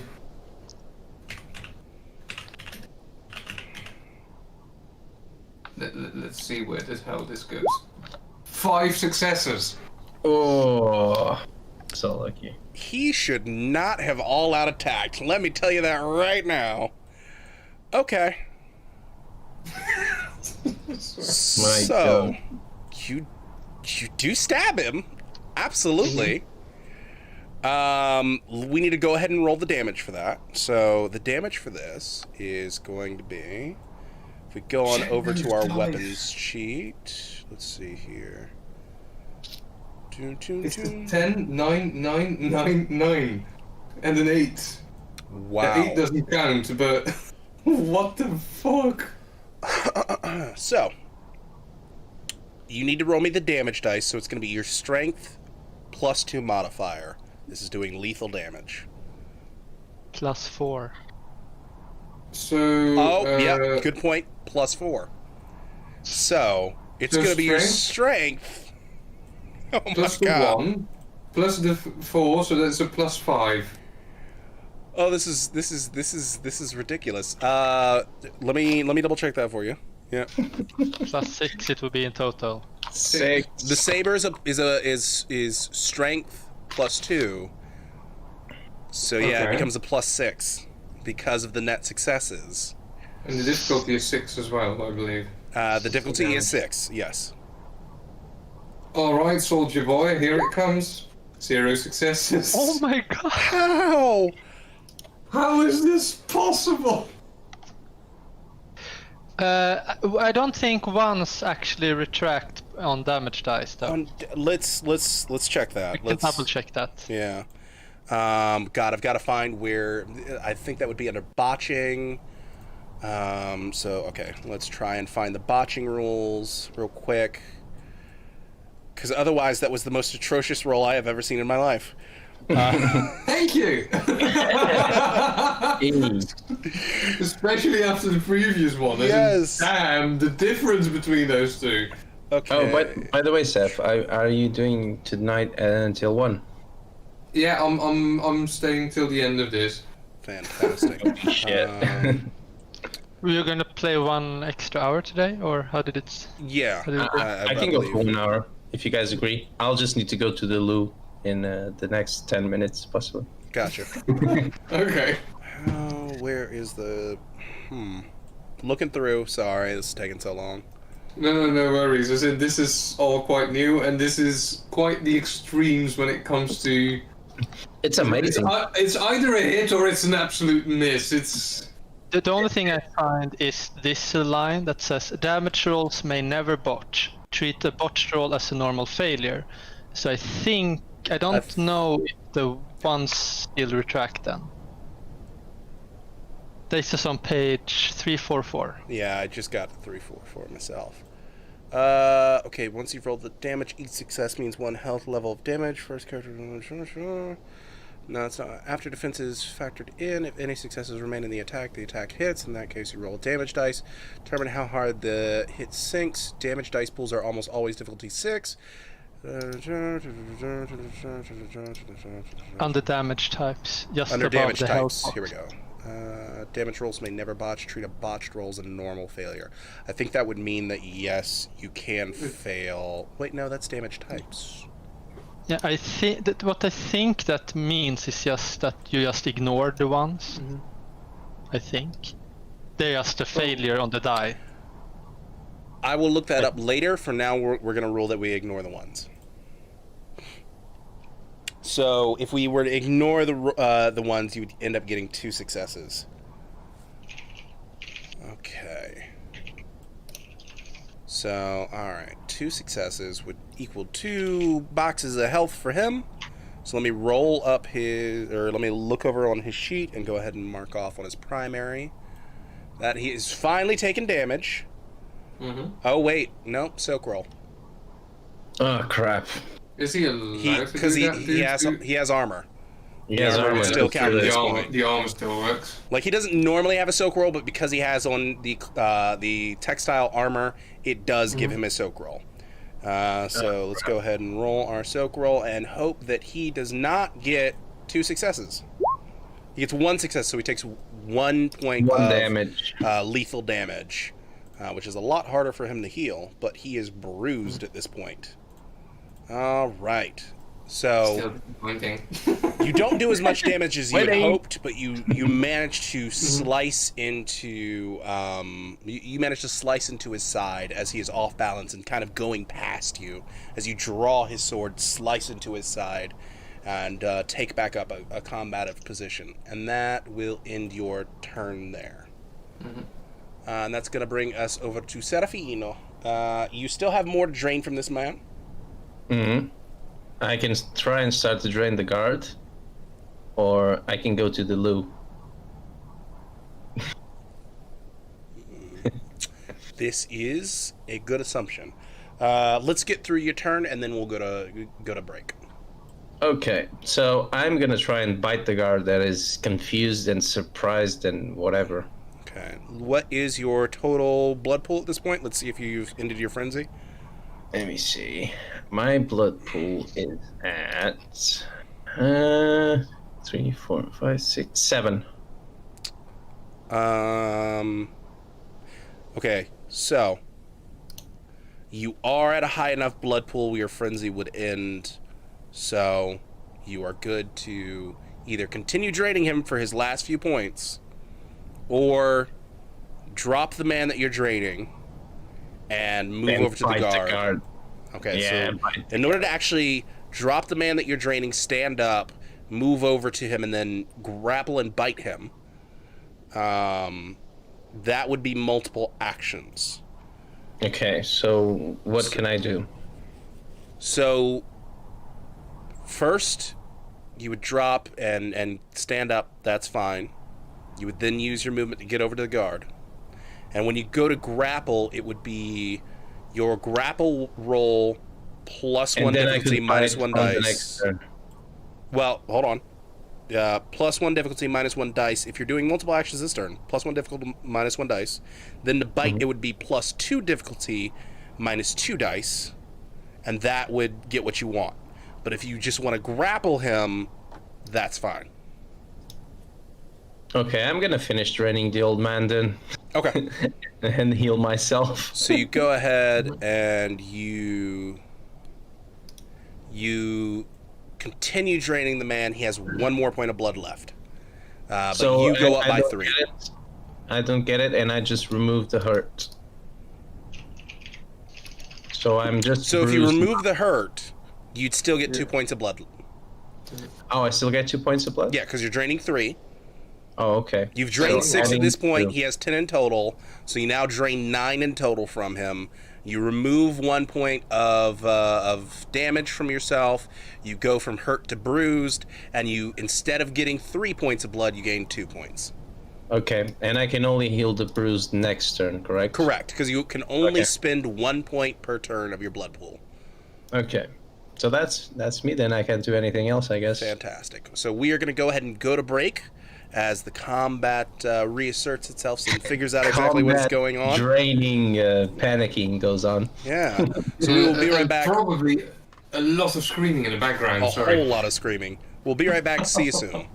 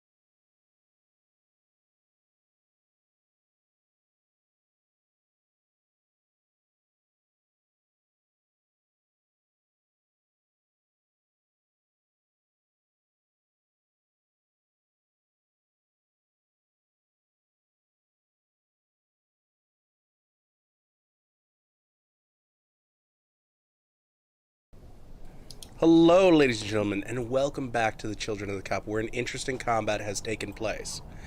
So, jumping right back into what's going on. Let's see here. For the initiative, Serafino, you've just gone with your turn. I believe, let me just double check that. Cecilia. Nope. Actually, you've gotten up from feeding on the man who's definitely dead at this point, and you are in the process of you can grapple the man. Yeah, that's what we're in the process of. What do I need to roll? So for the grapple, it's going to be strength plus brawl. And no modifiers? Let me double check that for you. He was still like in the moment, right? Surprised, unbalanced. Oh, he's unbalanced still, yeah. So modifier 1. And what's my difficulty with my blood pool? So your difficulty with your blood pool as it is currently is back down to 6. Okay, rolling. Yeah, he only gets a soak. Which doesn't come into factor here because he's grabbed. 4 successes, holy crap. Yeah. So you watch as Serafino drops the man he's been feeding on and stands before quickly scrambling over to the guard and kind of full Nelsoning him, where he puts his arms underneath his armpits and kind of holds him up. By the neck. And the hands behind the neck, like this. Yeah, next turn is when you'll get a chance to bite him because you didn't want to take those penalties. All right. That brings us to Cecilia. You have 2 weapons at your feet. Well, I'm going to pick up the spear. All right. And now the guard is also grappled. Mm-hmm. What are the other people in this camp doing? Well, the woman's screaming. And just before you picked up that spear, the other man, who you can see has made it out of his tent by now, he's also in the process of screaming, but he's also eyeing that hatchet that you've left there. He might be joining in too. She will... Okay, she will do that, because she still is not sure how this will end.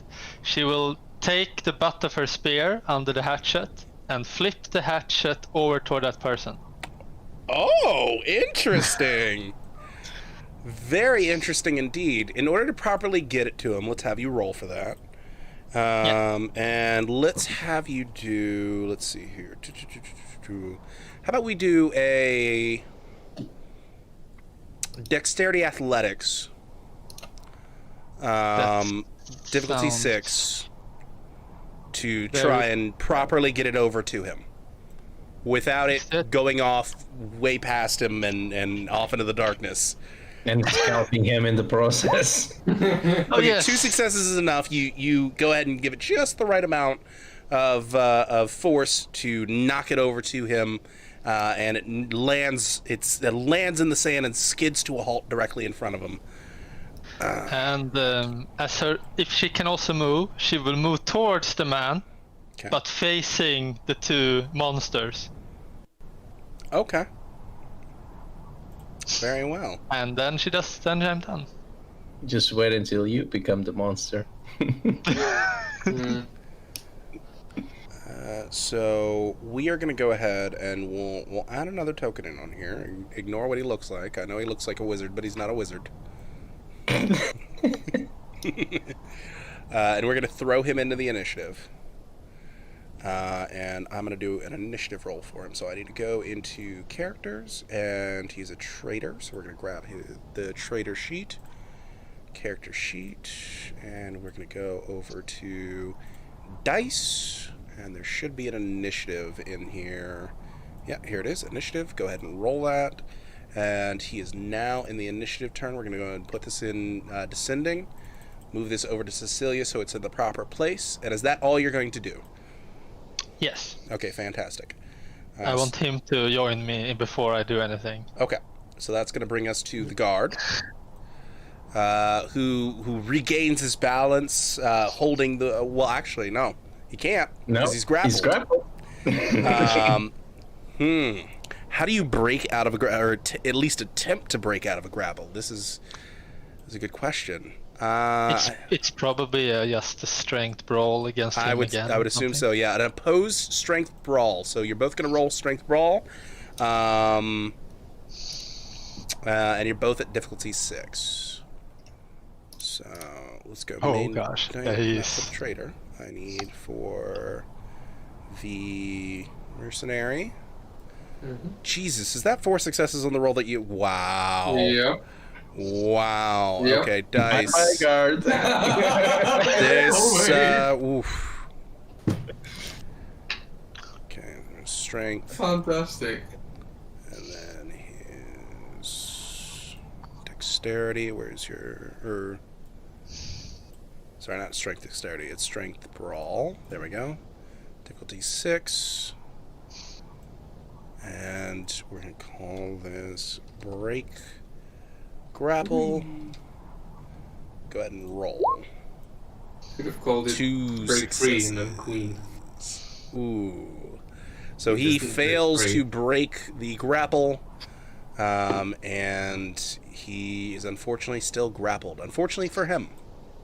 Mm-hmm. All It's right. good for us. So he struggles uselessly against you, and that is his turn. That's going to bring us to Ajala. How much of an action does it cost to shout something at Cecilia? Oh, it's totally free. This bloodshed could have been avoided!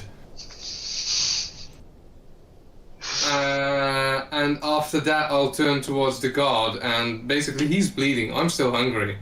You are, yeah. That is a very good point. Thank you for bringing that up. What is your total blood that you currently have?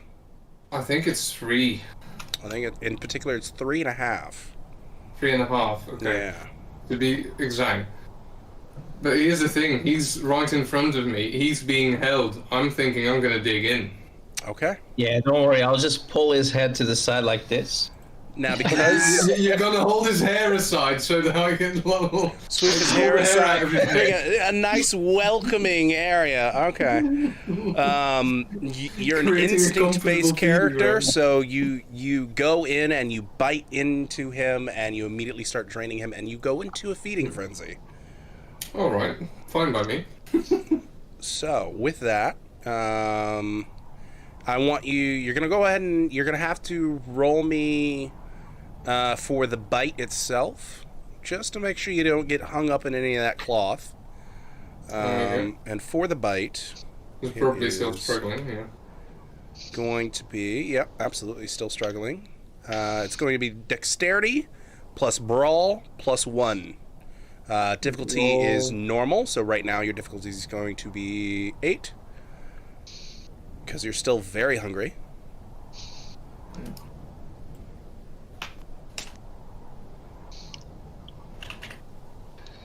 Dexterity and brawl plus a modifier of 1. Plus 8. Well, difficulty. Difficulty sorry, 8. roll. One Okay, success. it's 1 success. All right. He is held. So I'm going to. I'm not going to give him a defense for that. What I am going to do is I'm going to give.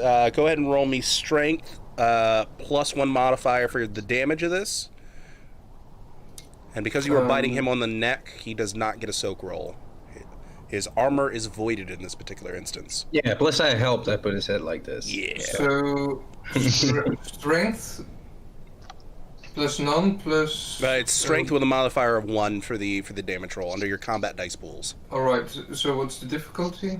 6? The difficulty will just be 6. Yeah. Alright. What? Okay, so you Oh managed wait, that to. was. It switched the. It switched with my bite. It switched places. Oh, okay. So go ahead and under combat dice pools roll that instead. So this should be the correct roll.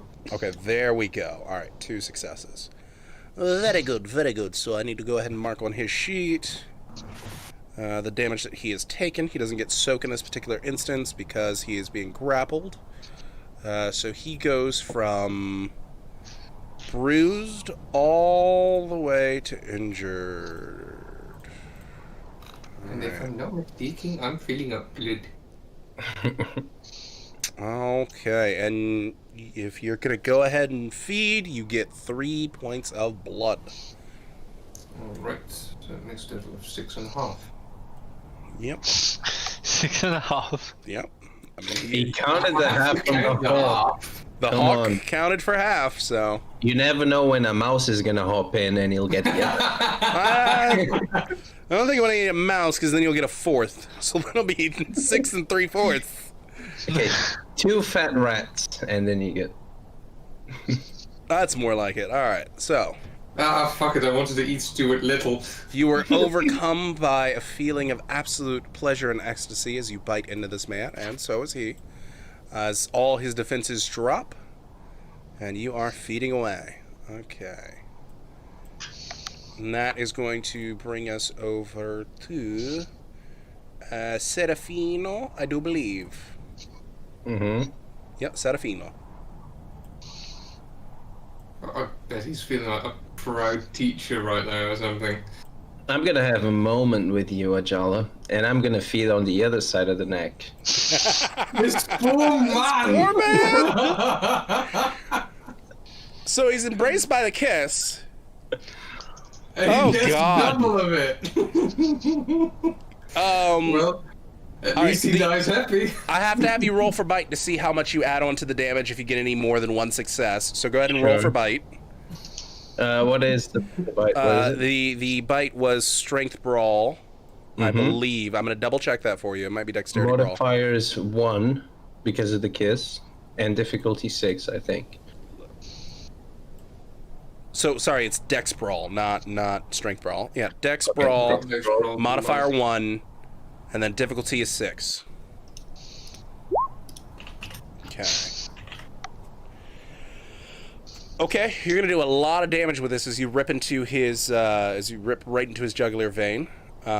So that's 4 net successes. So what you're gonna have is for the damage, roll me strength plus 5. Okay, strength, none.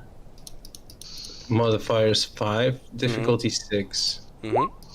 So he takes another 4 points. Wow. Oh no. Oh no. All right. I bet these NPCs had some sort of story around him and it's completely fucked now. He is completely incapacitated. Wow. Okay, so he falls unconscious in Serafino's arms as the two of you are free to feed. And Serafino, you go ahead and you take your. Let me see. What's your total blood pool? Is it 9? 5, 6, 7, 8, 9, yeah. Okay. If it's at 9, you can only take, I believe, up to 2 more points because your total is 11. I'm going to double check that, though. I'm going to run over to your thing. Yeah, your max blood is 11, so you can only take 2 more points of blood. And you could feed past that, but it wouldn't fill you anymore. So you want to take all 3? I'm gonna take 1 point though because I'm gonna remove the bruised. Okay. So in that case, you go ahead and you take all 3 and you remove your bruised. So you're up to 11. No, I'm up to. Oh, okay, I'm up to 11. You're still anyways. up to 11, yeah. Okay, I'm healed. So you I'm are on completely full full on your blood. And no more difficulties for me. And I just had a moment with Ajala. I think that's a bonding moment when we both feed on the same man. Ajala is not liking it, but it's true. Oh, Ajala is loving it at the moment. He's totally At the moment he's enraptured. loving it, but after it he'll be like, fuck, what was that? Yeah. Walk of shame in the morning, you know. Absolute walk of uh-huh. shame. All right, and that's going to go ahead and end Serafino's turn, and we come over to this other man, who now is going to pick up the hatchet and stand next to Cecilia, ready to do battle, and he looks over to you and asks in Arabic, since he knows that you've been yelling it this entire time. Oh, Should we attack while they are distracted? and she will say yes. Let's Okay. go. So he charges forward, and he is going to... The closest to him in this particular instance is going to be Ajala. So Ajala, he's going to try and boop you in the back of the head. Right. So you are currently in the process of the kiss. So you are distracted. You get no attempt to It's in frenzy. dodge in this, Feeding and frenzy. you're in feeding frenzy. You get no attempt to dodge here, so only your soak would come into play. Unfortunately, Ajala, you are not wearing heavy clothing, as you were not captured in winter. You are Can I wearing help light in any clothing. way?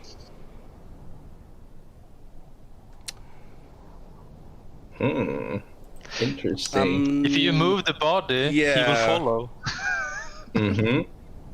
For example, I would say, okay, for this, I'm gonna say, at an increased difficulty and a dice penalty, I will allow you to try and move the two of them out of the way.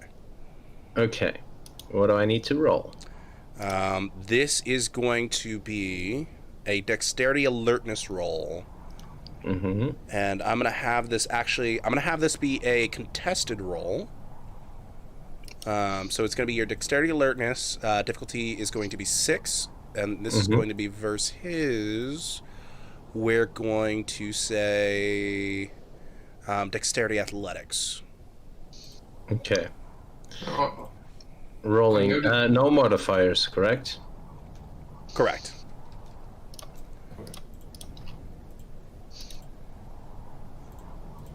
Three successes.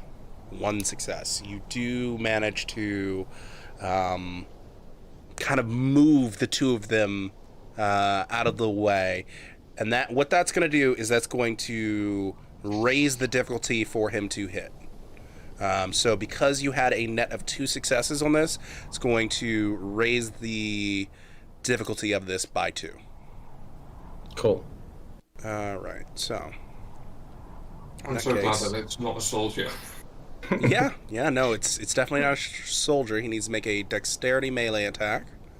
Remember the monster helped. This is going to go from difficulty 6 to difficulty 8. And it's going to be hit Ajala. Hit Ajala. Oh. Was that Nice. a botch? That's a botch. That's a botch. These poor people, they didn't do anything to deserve this. They're food anyways, who cares?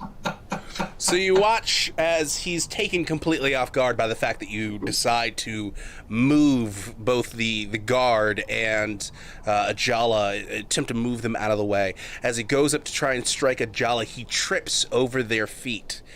And he goes tumbling into the stand past the 3 of you, the hatchet scattering a few feet in front of him out of his hands. Interesting. That's going to bring it into his turn, and that's going to go to Cecilia. What are you gonna do, Cecilia? Cecilia moved forward, trying to be with this man when he charged. And then he falls down. And she moves forward, and I will actually do a willpower roll. Okay. For no apparent reason. There is a reason. Alright. 2 successes. That allows her to do something. She looks at her spear, at the people that are feeding. And she turns the spear downwards, and she puts it down in the leg of the man. On the ground. The one that you just told to charge? Yes. Oh no! Oh no! This shouldn't be so funny. Given. What I'm Given. gonna say due to that botch and the fact that he's now on the ground, he gets no defenses outside of soak. He's not wearing heavy clothing, so he doesn't get soak. Wow. All right, go ahead and make me your attack roll, and then roll me that damage.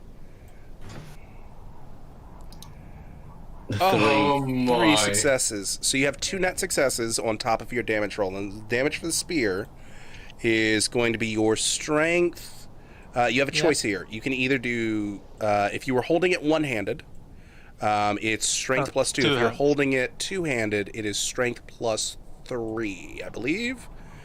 Okay. Scrolling over to that to double check that for you. Spears, yep, strength plus 3. Not to mention, spears get armor piercing, so even if he was wearing armor, it would be negated. Yeah. Mm-hmm. So 3 damage. Oh crap. She then drops the spear as it's stuck probably in the leg and the ground. She falls down to her knees and says, "Sorry, please don't kill me." As she cowers over the monsters in front of her, as she realizes she will not make it out alive here. Cecilia, you stab the spear directly in his calf, and he is now injured.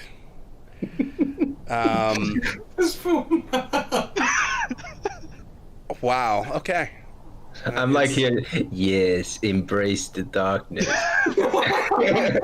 You don't know the power of the dark side. We have cookies. She said that in Latin, by the way. Okay. Just to ensure that the language barrier might be problematic for the others to know what's happening. Gotcha. Just in case you need another one, you need to stab in the leg.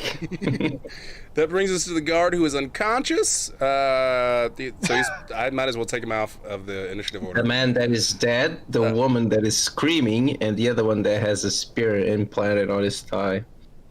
All right. So, Can I Ajala, continue feeding? you continue feeding, so you get another 3 points. 3 more points. Yeah. All right. As I'll take 9 that. points have been dragged out of this man at this point. So he's only got 1 more point of blood left. He is totally dead. In that case, I'm gonna release him at the end of that feed. You don't. Well, you're in the middle of a feeding frenzy, so you've got to take that 1 more point, unless unless You spend willpower. Serafino takes that last point, or you spend willpower. Okay. And if I'm still going, I'm still going, and that will be my turn. But I'm at full points anyway. You are, but you could oversatiate yourself. I mean, it wouldn't do anything for you, but you could do it. I'm thinking other things now. You got bigger fish to fry, boys. And that brings us to your turn, Serafino. I cover in fear. Oh, it's me. I'm gonna turn my attention to the woman that is screaming. I knew you That would. noise is getting annoying. And I'm gonna run to her. How much points do I spend to run up to her? She's close enough so that it would only take half your movement in running speed to get to her, so you have enough to attack. Or speak? Speaking is free. Okay. I want to ask her in Arabic, are there any supplies or valuables in the camp if you tell me you live? He's such a liar. I'm gonna make a self-control roll for her to see if Not she free. can stop screaming and actually tell you something. Okay. I'm also imagining that he's approaching like completely covered in blood, his face and He everything. is, yeah.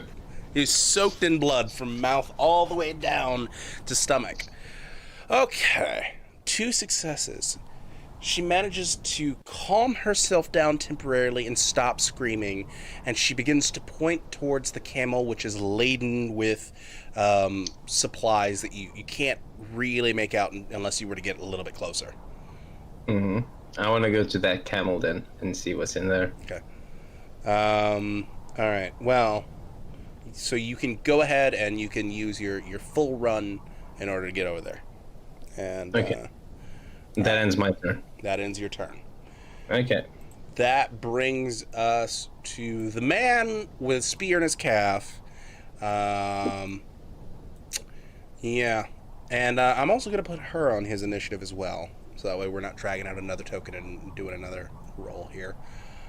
So as you stop her from screaming, and get her to point towards the camel, and you start running towards the camel. You watch as she stands and starts running past you. In the meantime, the man with a spear in his calf is going to scream before desperately trying to get it out of his calf so he doesn't cause any more damage as he tries to roll over. So, for this, he's going to need... Let's see. He is a... No, he's not a craftsman. He is a trader. He is going to go to his dice pools, and we're going to call this Get the Spear Out. It's going to be Strength and Athletics. Difficulty... I'm going to pull this up to difficulty 7, because he's on his belly, and the spear went into the back of his calf. Yeah. Alright. Roll that for him. No. No! Oh, man. So he struggles around in the dirt trying to get the spear out of his calf, and he is unsuccessful. He's gonna satiate Jala. That's what's gonna happen. And that's going to bring us to the end of both of their turns, and that's going to bring us to Cecilia. Well, she noticed that her judgment was not coming straight away, at least. So she will take her rosary that she has in her hands and start praying. Okay. Start praying. That's gonna help a lot. You don't happen to Lots have of prayers! any banes or anything like that towards crosses? I don't think you do. So you're No. good there. No. Fantastic. That would have been man. even more annoying for her. That if would she, be take super the annoying. cross. Yeah. And it's- With hand damage. Alright. So that's going to take up your whole turn should you choose. You can choose to take the rosary and begin praying and try moving away if you want, or do you just want to stay No. there and do it? I think that they might kill me if I run. Fantastic. Ajala. They were super fast. So Ajala, this man has one more point of blood. Yep. I will take that because I'm still in frenzy. Mm-hmm. And how many points of blood in total will that bring you to? 10. Then you And a half. lose your... And a half. The frenzy ends. I am still hungry though, I feel. A little bit. Yeah, definitely. And since we're on this, and this man is right in front of me suffering from a spear through his leg, I will release the guard and drop him to the ground. Mm-hmm. Go and stand over the other guy.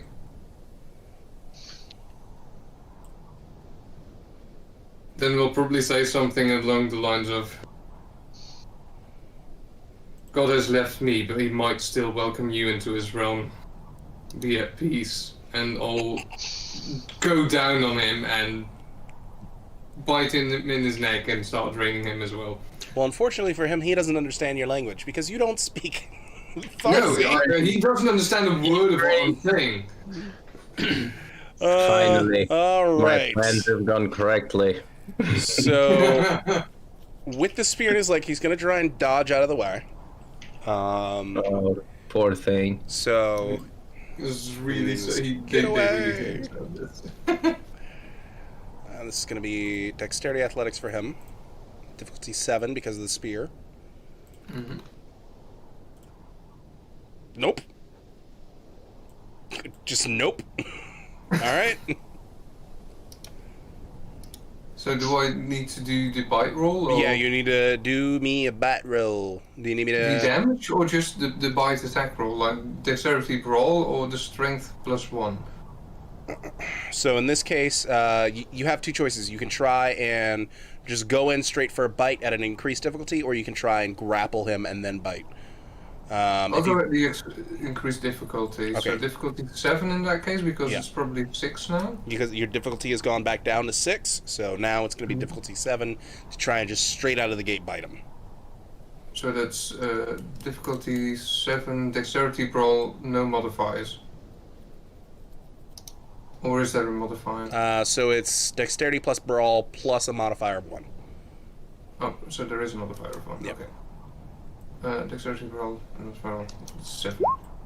3 Okay, successes. that's 3 successes. You have net successes of 2. Roll me a damage roll of strength plus 3.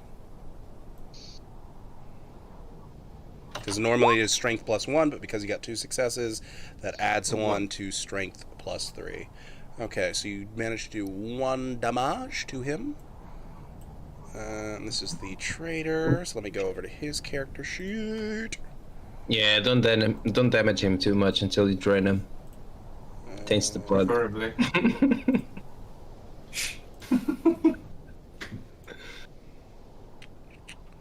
Need to go to his primary, and he... right. So he is now wounded. Right. I'm pretty sure the spear going through his calf wounded him. But, hey, health system. What gave it away? The spear sticking through? Okay. And you're going to start draining away immediately? Yeah, this is probably for 2 points though, because I already fed 1 point on the other guy. Well, I don't know how much. That was action I have left in between. previously, so... Yeah, Yeah. 2 points. 2 more.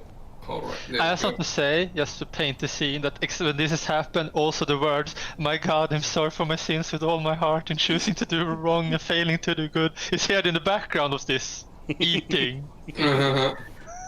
The absolute bloodbath going on around you. Yes. Meanwhile, little prayer. I'm thinking it has just about as much effect as a prayer tends to have.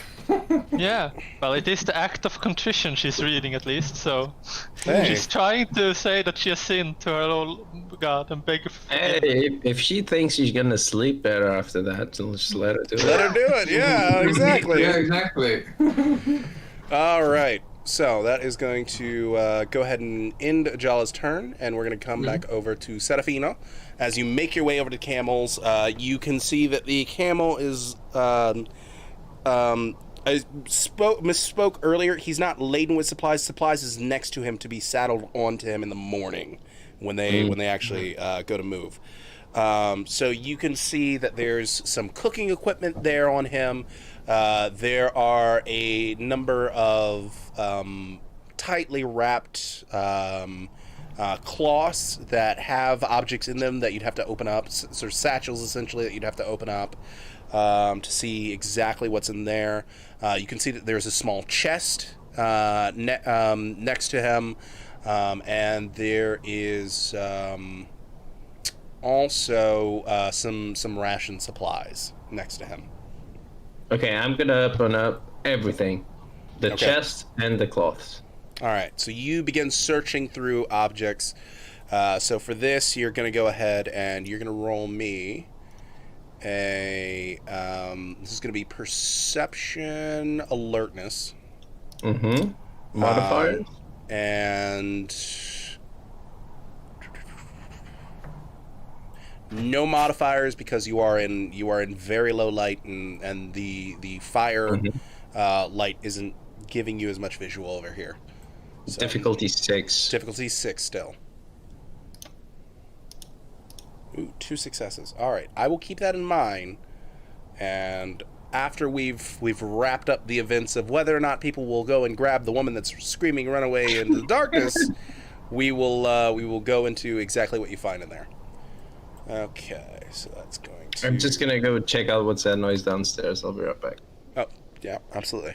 So that ends Serafino's turn as we run over to the man who's currently being eaten, who can't do anything because he's in the kiss, and the woman who continues to run away into the darkness. Cecilia, I assume, keeps praying. I've sinned against you, whom I should love about all things. I firmly intend, with your help, to do penance and sin no more, and to avoid whatever leads me to sin. How do you know those words, though? It's just rosary prayers. Come on now, that's easy.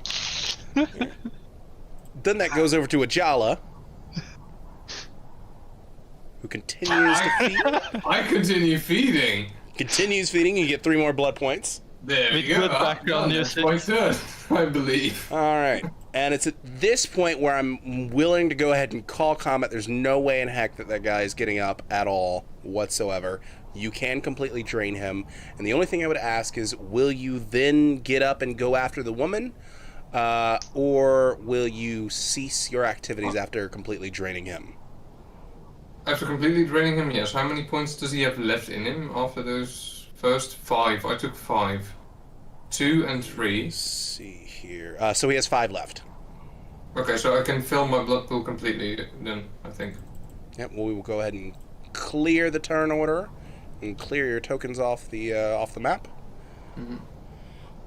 I will say though, however, when I get up from him, like, where's the woman? I will point where she ran. Fuck! As in, can't you see what we've become? As in, if she tells anyone, we're in fucking... I'm sorry. No! Ah, and I'll start running in the direction that she pointed. I did point in the right direction. Yeah, okay. All right. If I pass Serafino on the way, can't you see she's getting away while I'm running after her? You do pass that, if you know. It's fine, she'll die. What? And I'll continue running. I still have the sword on me, I'm thinking. So, yeah. Fantastic. Okay. I realize that we're in deep shit if she reaches people. Well, I'm going to have you roll me a... We're going to go with stamina athletics here. Alright. Dice pool. Yep. And this is going to be... Add 1. That's an interesting roll. Stamina and athletics. Difficulty of 6, I believe. Difficulty of 6, yep. 0 successes. Fantastic. Oh, for fuck's sake, there's a 1 there. That's why. All right. So you're running after her as best you can. You can see she's gotten quite far away at this point. And you're gauging it. At this point, you aren't gaining any ground. We'll keep it at that for now. In the meantime, back in camp, Serafino, what you managed to find is about 10 pieces of gold, about 132 pieces of silver, and about 400 copper in the small chest. 10 gold. How much silver?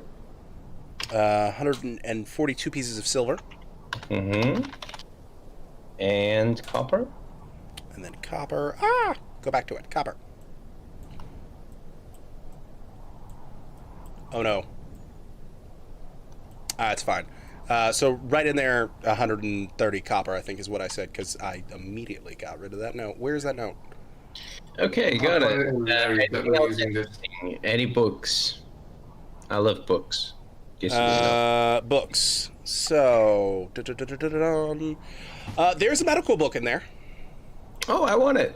Okay, Give so it you go to ahead me. and grab a medical book. It's a medical treatise. It's in French, and it is written by Jean Bloch. And then the rest of the name is cut off because I can't. Jean Bloch. Jean Bloch. Bloch. B-L-U-C with like that Okay. chevron Jean above the Bloch. U. Why does this remind me of Jean-Luc? Like, No, definitely not No, Jean-Luc. nothing to do That's with completely Jean-Luc. different. Jean-Luc Picard is completely separate. Jean Bloch. Okay, I all right. understand French, so this is going to be helpful to me. Oh, So- good. So yeah, Did you you have forget or did you know?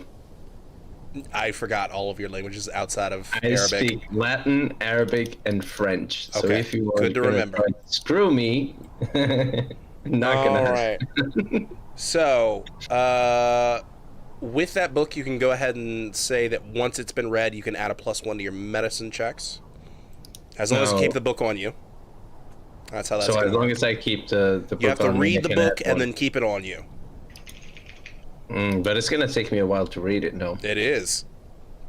All right, and it's a thick tome. Other than that, there aren't any other. There's a record keeping book that is included in one of the satchels, and it basically shows that these people have been traveling from Alexandria and they were on their way from Alexandria. Like they had gone through Alexandria, Cairo, and then Dameria, and then El Arish, and then they were going to Montreal. Oh, okay. As I go through the book, I go like, I can read perfectly without my glasses. I don't know what's going on, but I don't need these anymore. Yeah. There you go. And you discover this because your glasses got kind of slightly eschewed on your face while you were feeding. Mm-hmm. Also, probably covered in blood. Yep. Mm-hmm. There are definitely specks of blood all over them glasses. So what else can I do now? Well, you still have items to discover. Okay. What Aside else from can I those two find? books, you also go ahead and you find yourself. There is not another spear in there, but there's a dagger in there, Mm-hmm. and Yes, I'll there grab it. is also another hatchet in there. Can I grab both? You can, yeah. All of this you can grab should you choose. Just keep We them. have control of the camp now, basically. Yeah, this camp is under your control. There's some basic clothes for all of you, should you wish. There's about 4 sets of clothes for males, and about 6 sets of clothes for a female. But the clothes me and the Jala have are actually better to defend ourselves with. The clothes than that you have are heavy clothing. Also, they're A Jala filthy does not as have any fuck. heavy clothing. Oh, okay. Now, I'd say one of the pairs of clothes in here could be counted as heavy clothing. So if anyone wants to take it, mine is fine. Yeah, there are about Still 6. running! There are 6 traveling cloaks packed away very neatly in here. Excuse me. There are 5 days of rations. Rations. hmm Yay. There are 4 torches. Useful. There's 1 camel and 4 horses, as you said, Mhm. as well. So horses were good. Horses. Mm-hmm. Yeah. Horses were good. Is that it? Double checking through. Let's see here. Yep, that's it. Okay. Can I do anything else? That takes up your turn. As you pull all of these items out, looking over each of them and taking account. Okay, that's me then.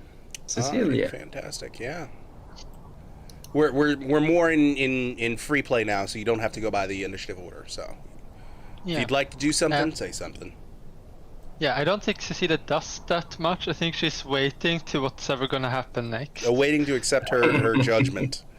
Yeah, and if nothing comes in a while, she will probably look on the corpses and try to, like, close their eyes, making it a little more decent for them. Oh my god, what a prude.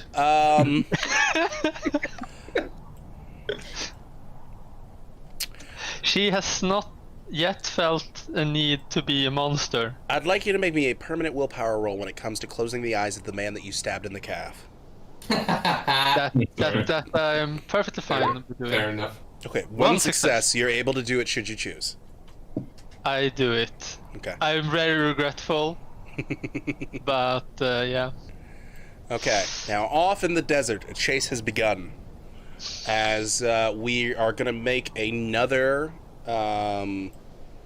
opposed test of the same rolls. So this is going to be. Actually, it's not the same rolls. It's going to become stamina athletics for her at this point. And her difficulty is going to be 6 versus your stamina athletics. Okay. All right. The distance is maintained. At this point, should Serafino want to do anything, he can. I want to join in on the hunt. Okay, so Getting me excited. all right. A bit late to the party, but A sure. bit late, but yeah, sure. You go ahead and you make your way out of the campsite and begin looking There is around. horses. There is. You begin looking around to see where the chase is going on. Go ahead and make me. This is going to be perception alertness to see if you can spot them in the darkness of the shifting sands. Oh wait, perception. Oh, I don't have alertness here. It should be discipline then. No. Oh. Alertness. No. Alertness is an ability. Let me see. Perception, alertness. No modifier is difficulty 6. Correct. One success. You can barely spot them. They're really far out at this point. They're a good 3 dunes away. But I have a horse. So you go ahead and you go back into the camp and you go ahead and saddle up one of the horses. It's going to take some time to get the saddle on, get the straps on. You take your turn getting one of the horses set up then to ride out and chase and give chase. You know what the general direction is at this point. All right. Good.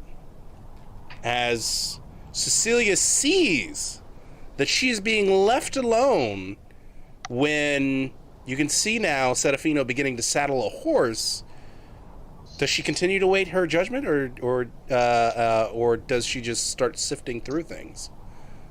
Because you've already closed everybody's eyes. Yeah, she goes and sees that he rides. Well, he's going to ride away, and she will try to look who these people are and what they were doing here. Okay. Take the camel and run. Don't take the camel, take the horses. No, if you want take speed. the camel so he can catch up. Okay. I will not actually run now. I think she's a bit distraught what she has done, so she won't run. Okay. But she will try to find out who these people are and like check into the tents and stuff. Okay, so you've been checking into their tents. There's no real system of identification in this period. But leathers, maybe? But looking over what they have and looking through what equipment they had in camp, I'd like you to go ahead, and this is going to be... This brings up a very interesting question. What exactly would this be? I'd say intelligence.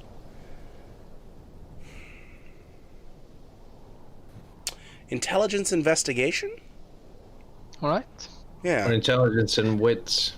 And not perception because to find stuff, but intelligence to know what to look for. Right.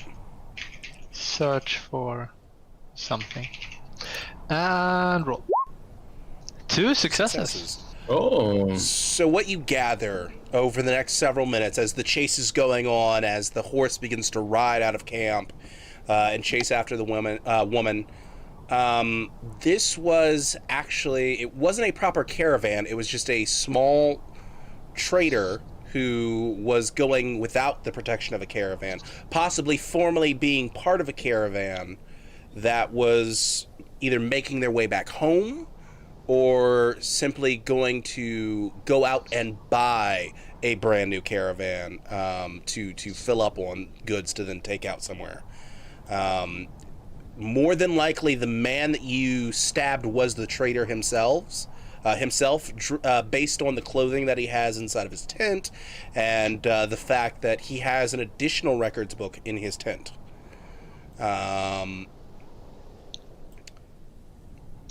The guard seems to probably just be a paid mercenary, and you can go ahead and confirm that with the Arabic writing in his personal book saying that he has paid for a guard.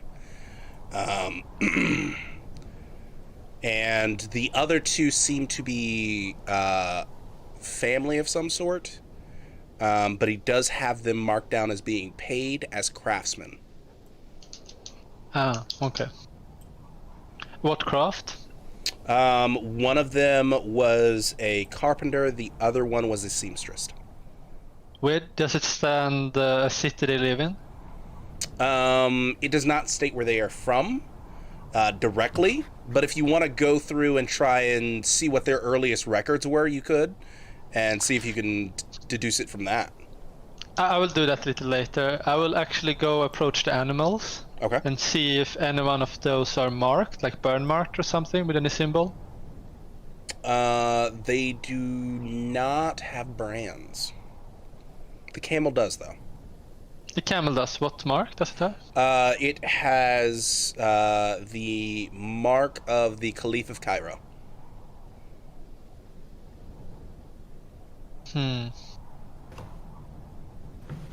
Do I So- know any other popular mark that can be things that you buy have? Is this something that is in general people have this kind of camels with this mark, or does this actually belongs to a specific family or something? What this usually means, if you have the mark of a Caliph on your pack animal like this, more than likely either it was specifically bought from the Caliph of Cairo and was previously owned by the Caliph, or this was one of his traders that he personally has working under him.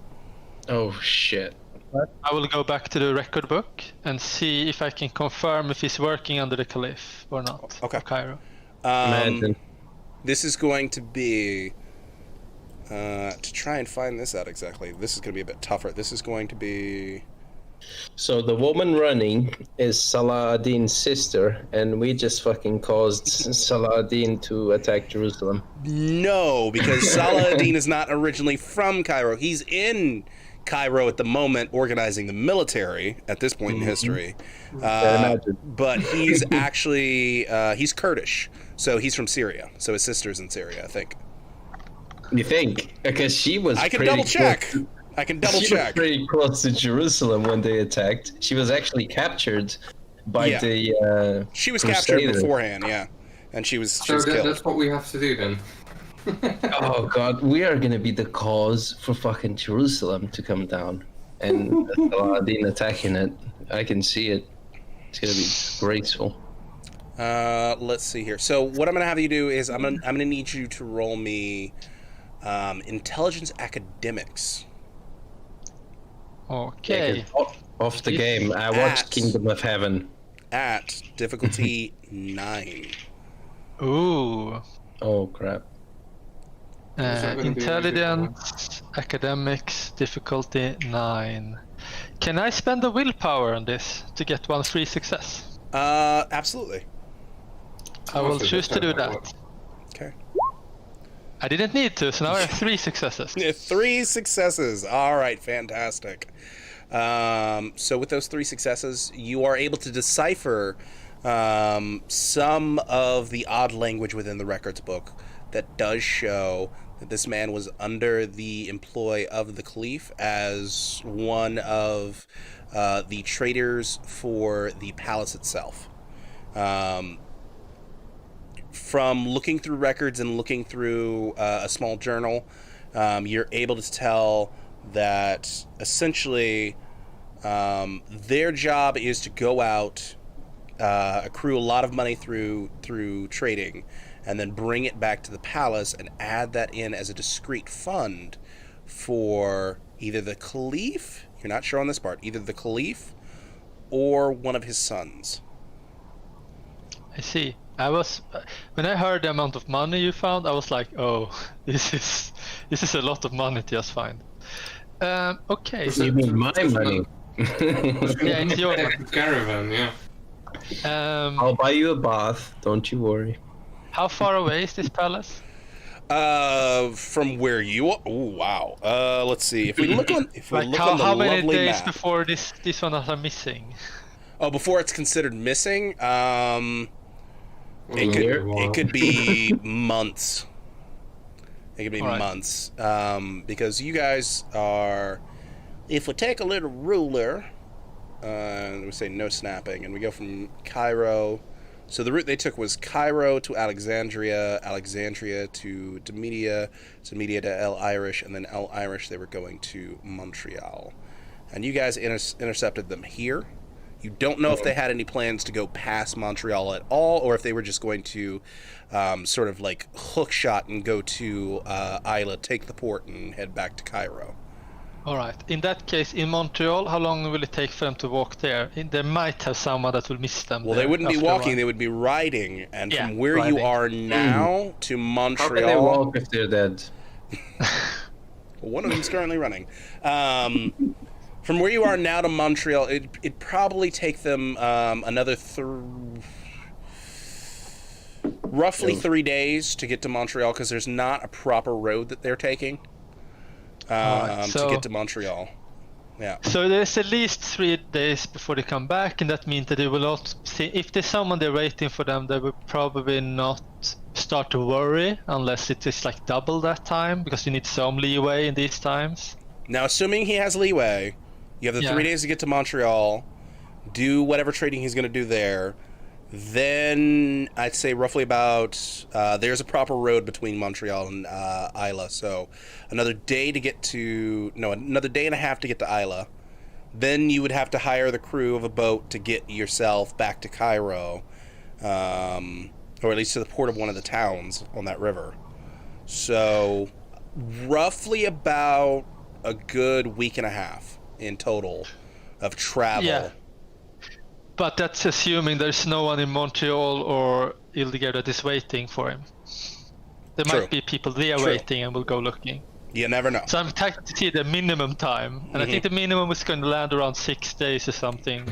Because it could very well be that he was just going to Montreal, he would hand off the money to someone else, they'd head back to Cairo, and he continues on his travels. Exactly. So yeah, that is what I find out, so I know a little more about the timeline. Do I find anything else important in the camp? You do. In the journal, you notice that it is marked as the current date, being as it is the last entry in the journal. It is currently, we're going to say, April 13th, 11:35. 11:35. When was I born? Well, that is totally up to your character and how old they were. And then take their age, minus it from 11:05. So you said 13th and of that's April. when they were born. Yeah, 11:05. Yeah. 13th of that's right. April within 11:35. Okay. All right, I will just add 30 to that. So yeah, she realized she's apparently 52 years old. She does not like that revelation. If these records are to be taken as true, and this is not some other code, That Can is she a find a possible- mirror to see if she's 50? She will feel her skin. And no. you feel no wrinkles. Yeah. She will. Were there more books here? More journals for other people? The other people did not keep journals, unfortunately. Only the main trader himself. There's no note of receipt or anything like that to the guard? Anything proof of being hired? He just had a sack of coin. Okay. And yeah.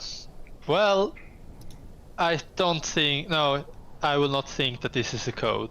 It is weird. Maybe they have a different counting of time.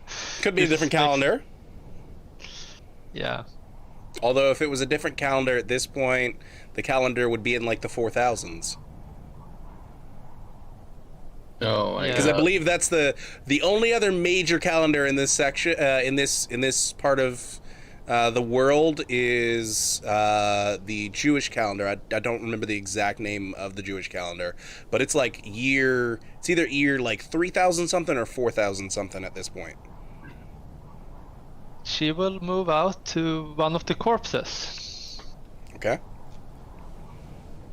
Because now she did think it smelled good, but she will now go down on her knees next to it, take her fingers down on the blood a little, Mhm. and then smell it. Oh, it smells divine. Like the finest food you've ever eaten. That freaks her out. She will remove the blood from her fingers on the person, Okay. and then she will find a knife. Mhm.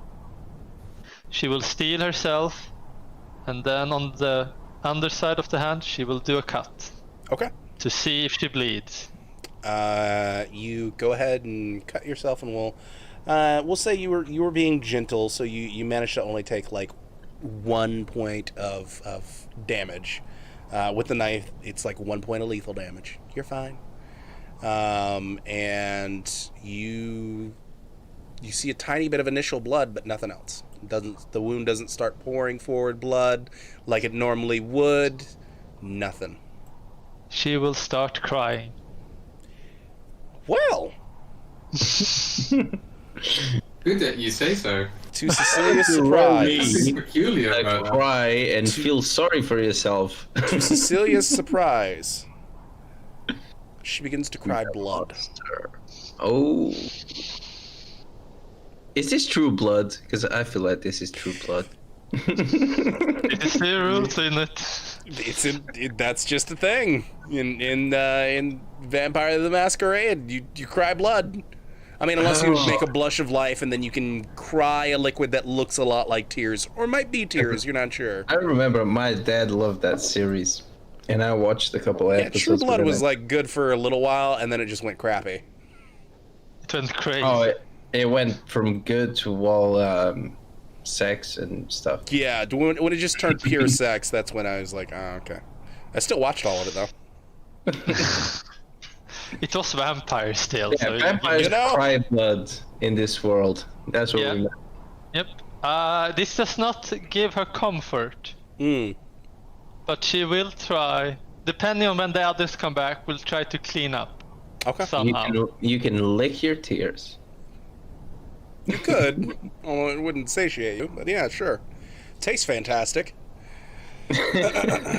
All right, so meanwhile, off in the desert, as this investigation has been going on in the main camp itself, I need a a contested stamina athletics from both the girl and Ajala, and Oh, from damn. Serafino, I need from you. This is going to be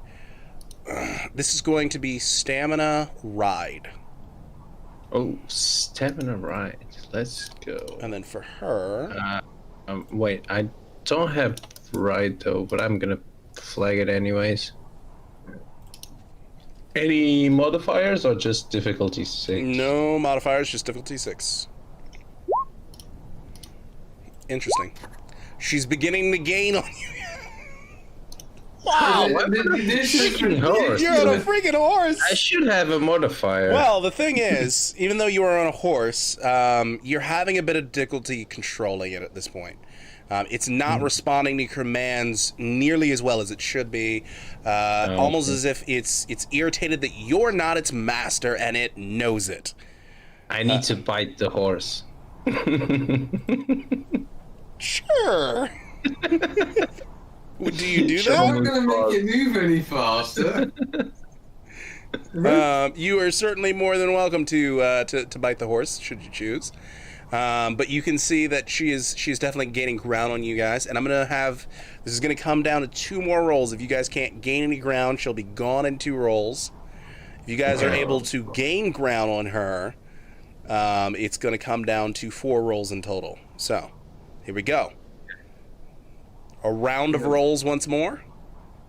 Same rolls, right? Yep, same exact rolls. Okay, there we go. That looks a lot better. There we already. go. All right, you're gaining ground. Serafino, or actually Ajala, I mean, you gain a lot of ground actually on her. Serafino, you managed to goad the horse into finally gaining enough ground to where you're back to that initial distance you were at with them. All right, one more round. Same roll? Mm-hmm. Okay. If, There we go. if Ajala That's keeps a rolling the lot way he better. has been rolling. All right, Jesus Christ. Okay. All Oh right. my god. Okay. All right. I'm on a bloody horse. The horse really doesn't like you. All right. So,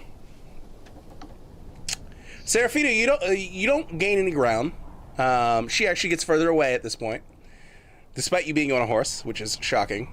But it doesn't matter, because you watch off in the distance as Ajala goes into almost a cheetah-like sprint, and you are close enough to do an action.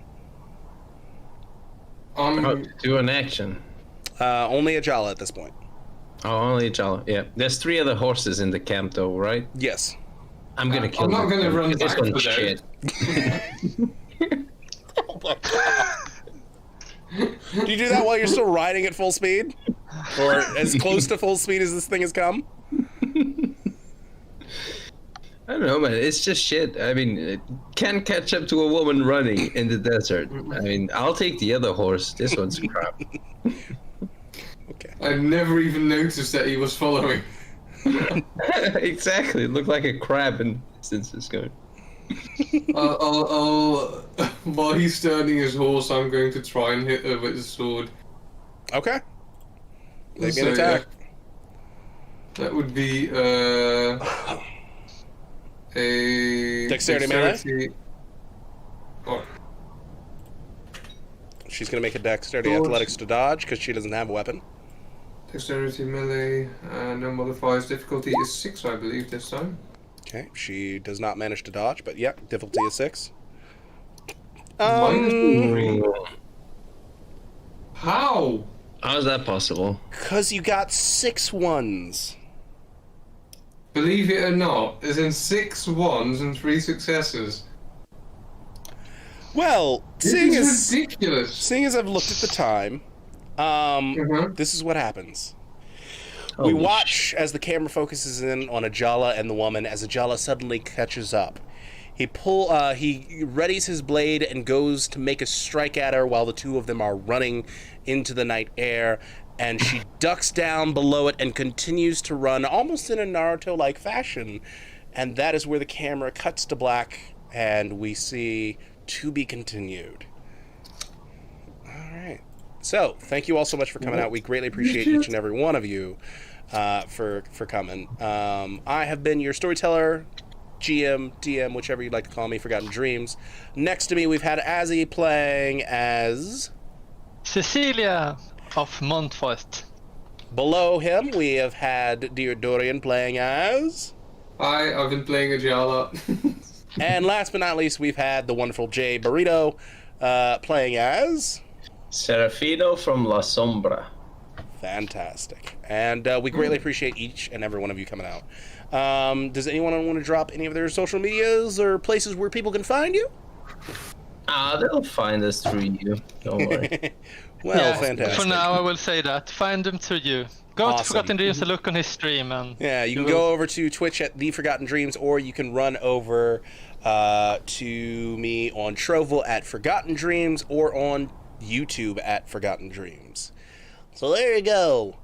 Yeah, and we will see you guys next week for the continuation of this clusterfuck. That's quite true. I'm gonna kill that fucking horse.